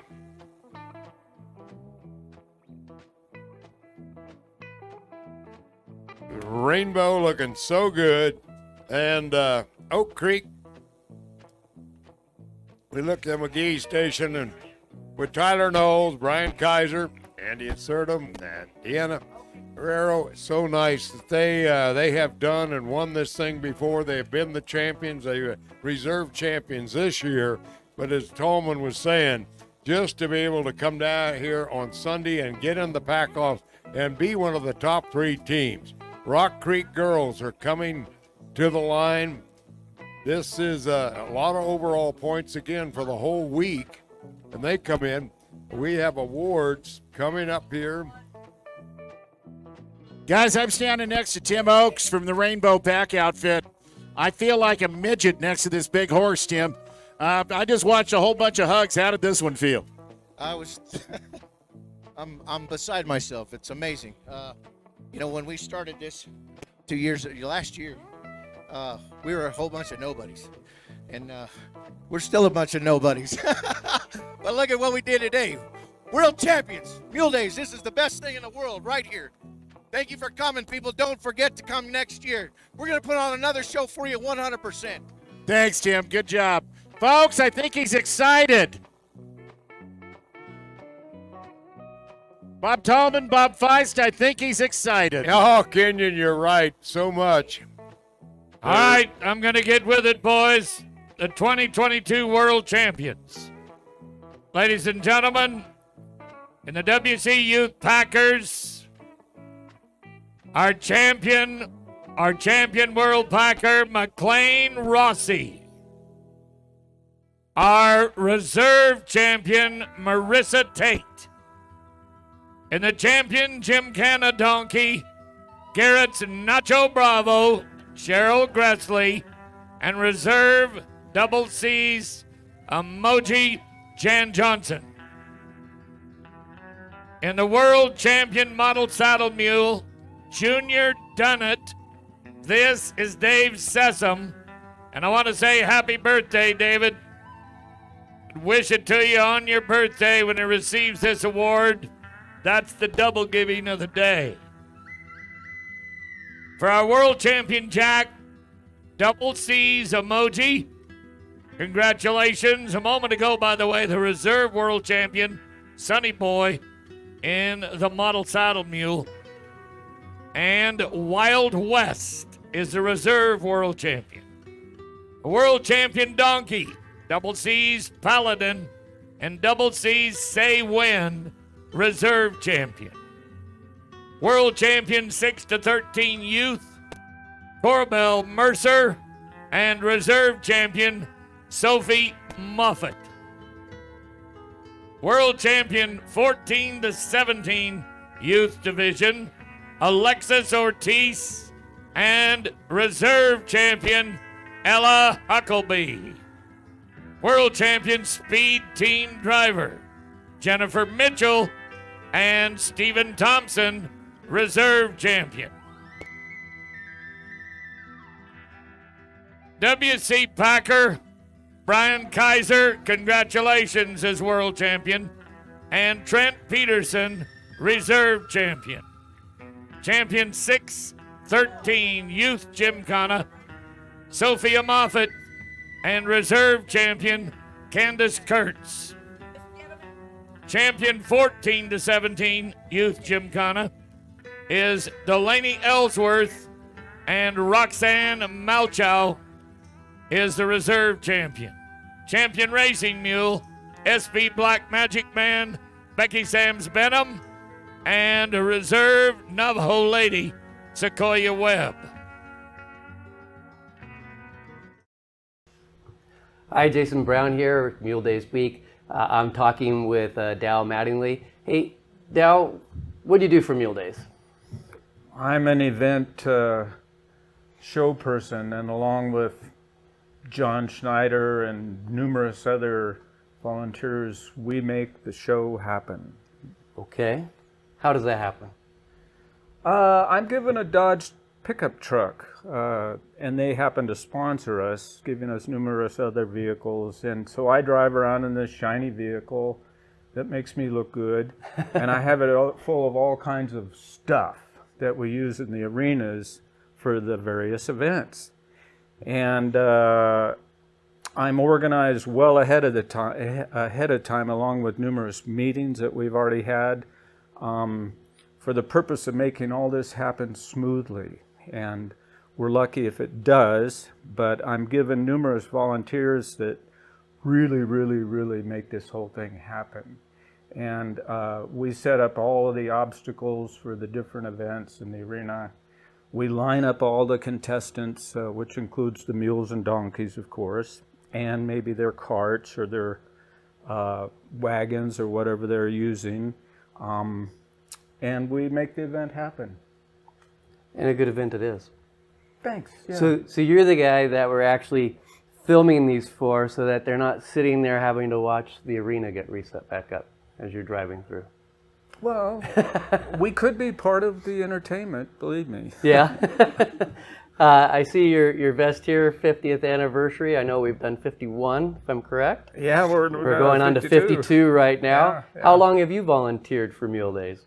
It'd be since about 2013 or so. Okay. You know, so. And have you done the same thing since then, or?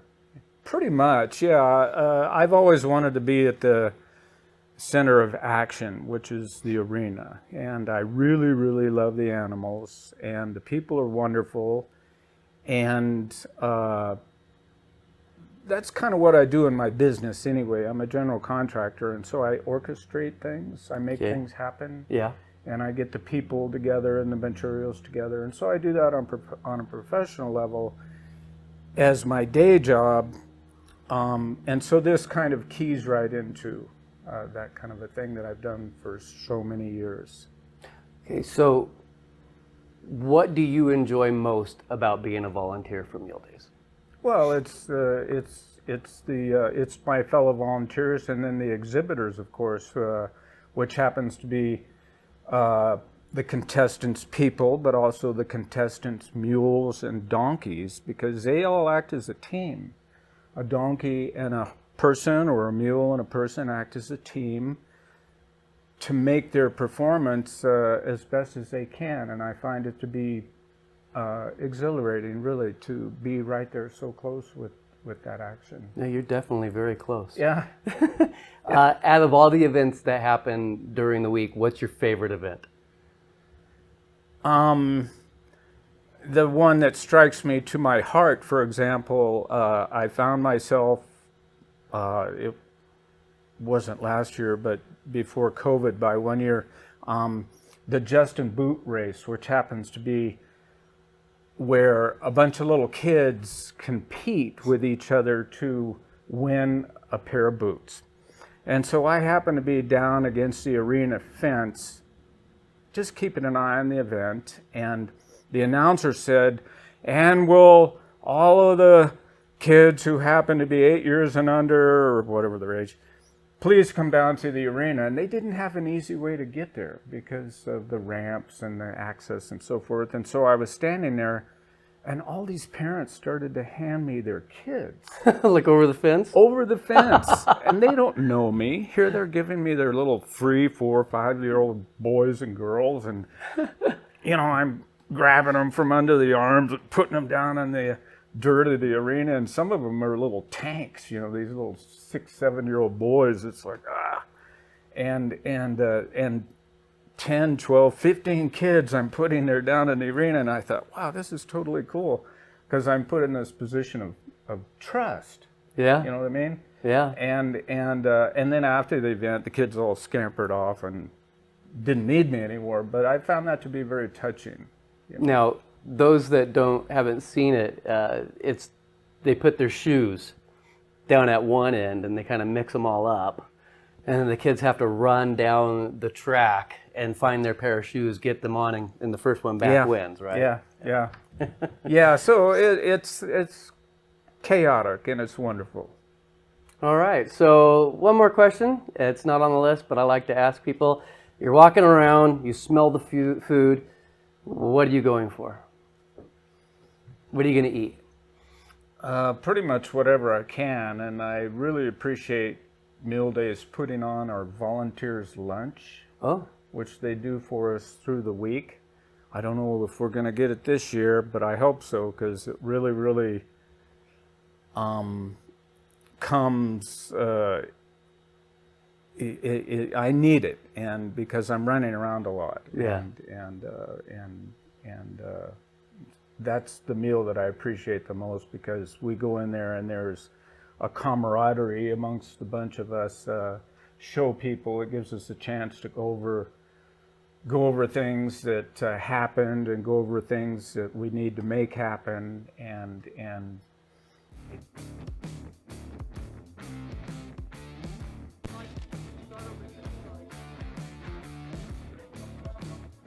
Well, welcome to Mule Days on this final day, final Sunday afternoon here in Bishop, California. Championship Sunday. We started off with a beautiful veteran salute, finished the day by crowning the Rainbow Pack outfit, our overall champions.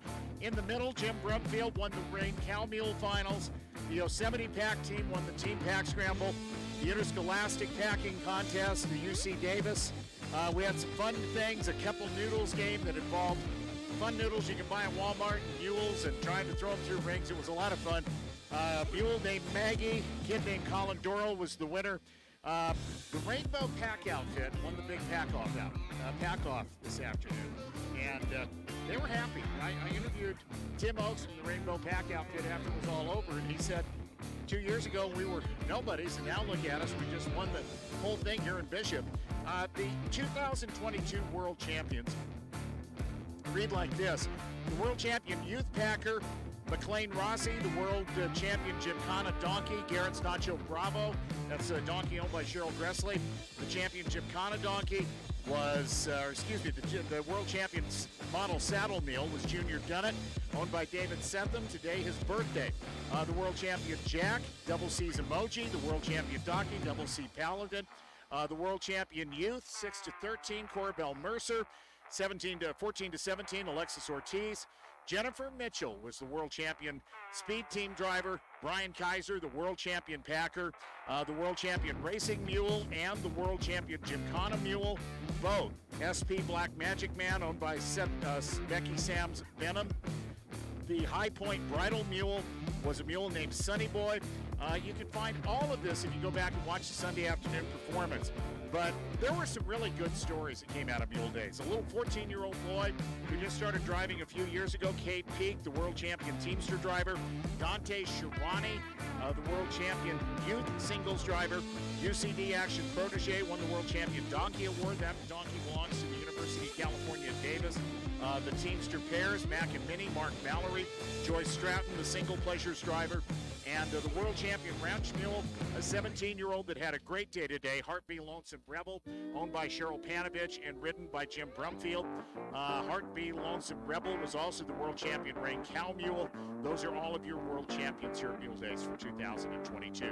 Now, what are you doing just a week ahead of Memorial Day 2023? I think you ought to come to Bishop, California. Come find out what we do and why Mule Days is such a special part of this little community, of the big industry of the mule and the bigger industry of our Western way of life. It's been a lot of fun. Bob Tallman, Bob Feist, and I've enjoyed bringing you all of the action here at Mule Days. Thank you for joining us. Thanks for watching the live stream. Keep your eyes out for a lot of news. Come to this website, muledays.org.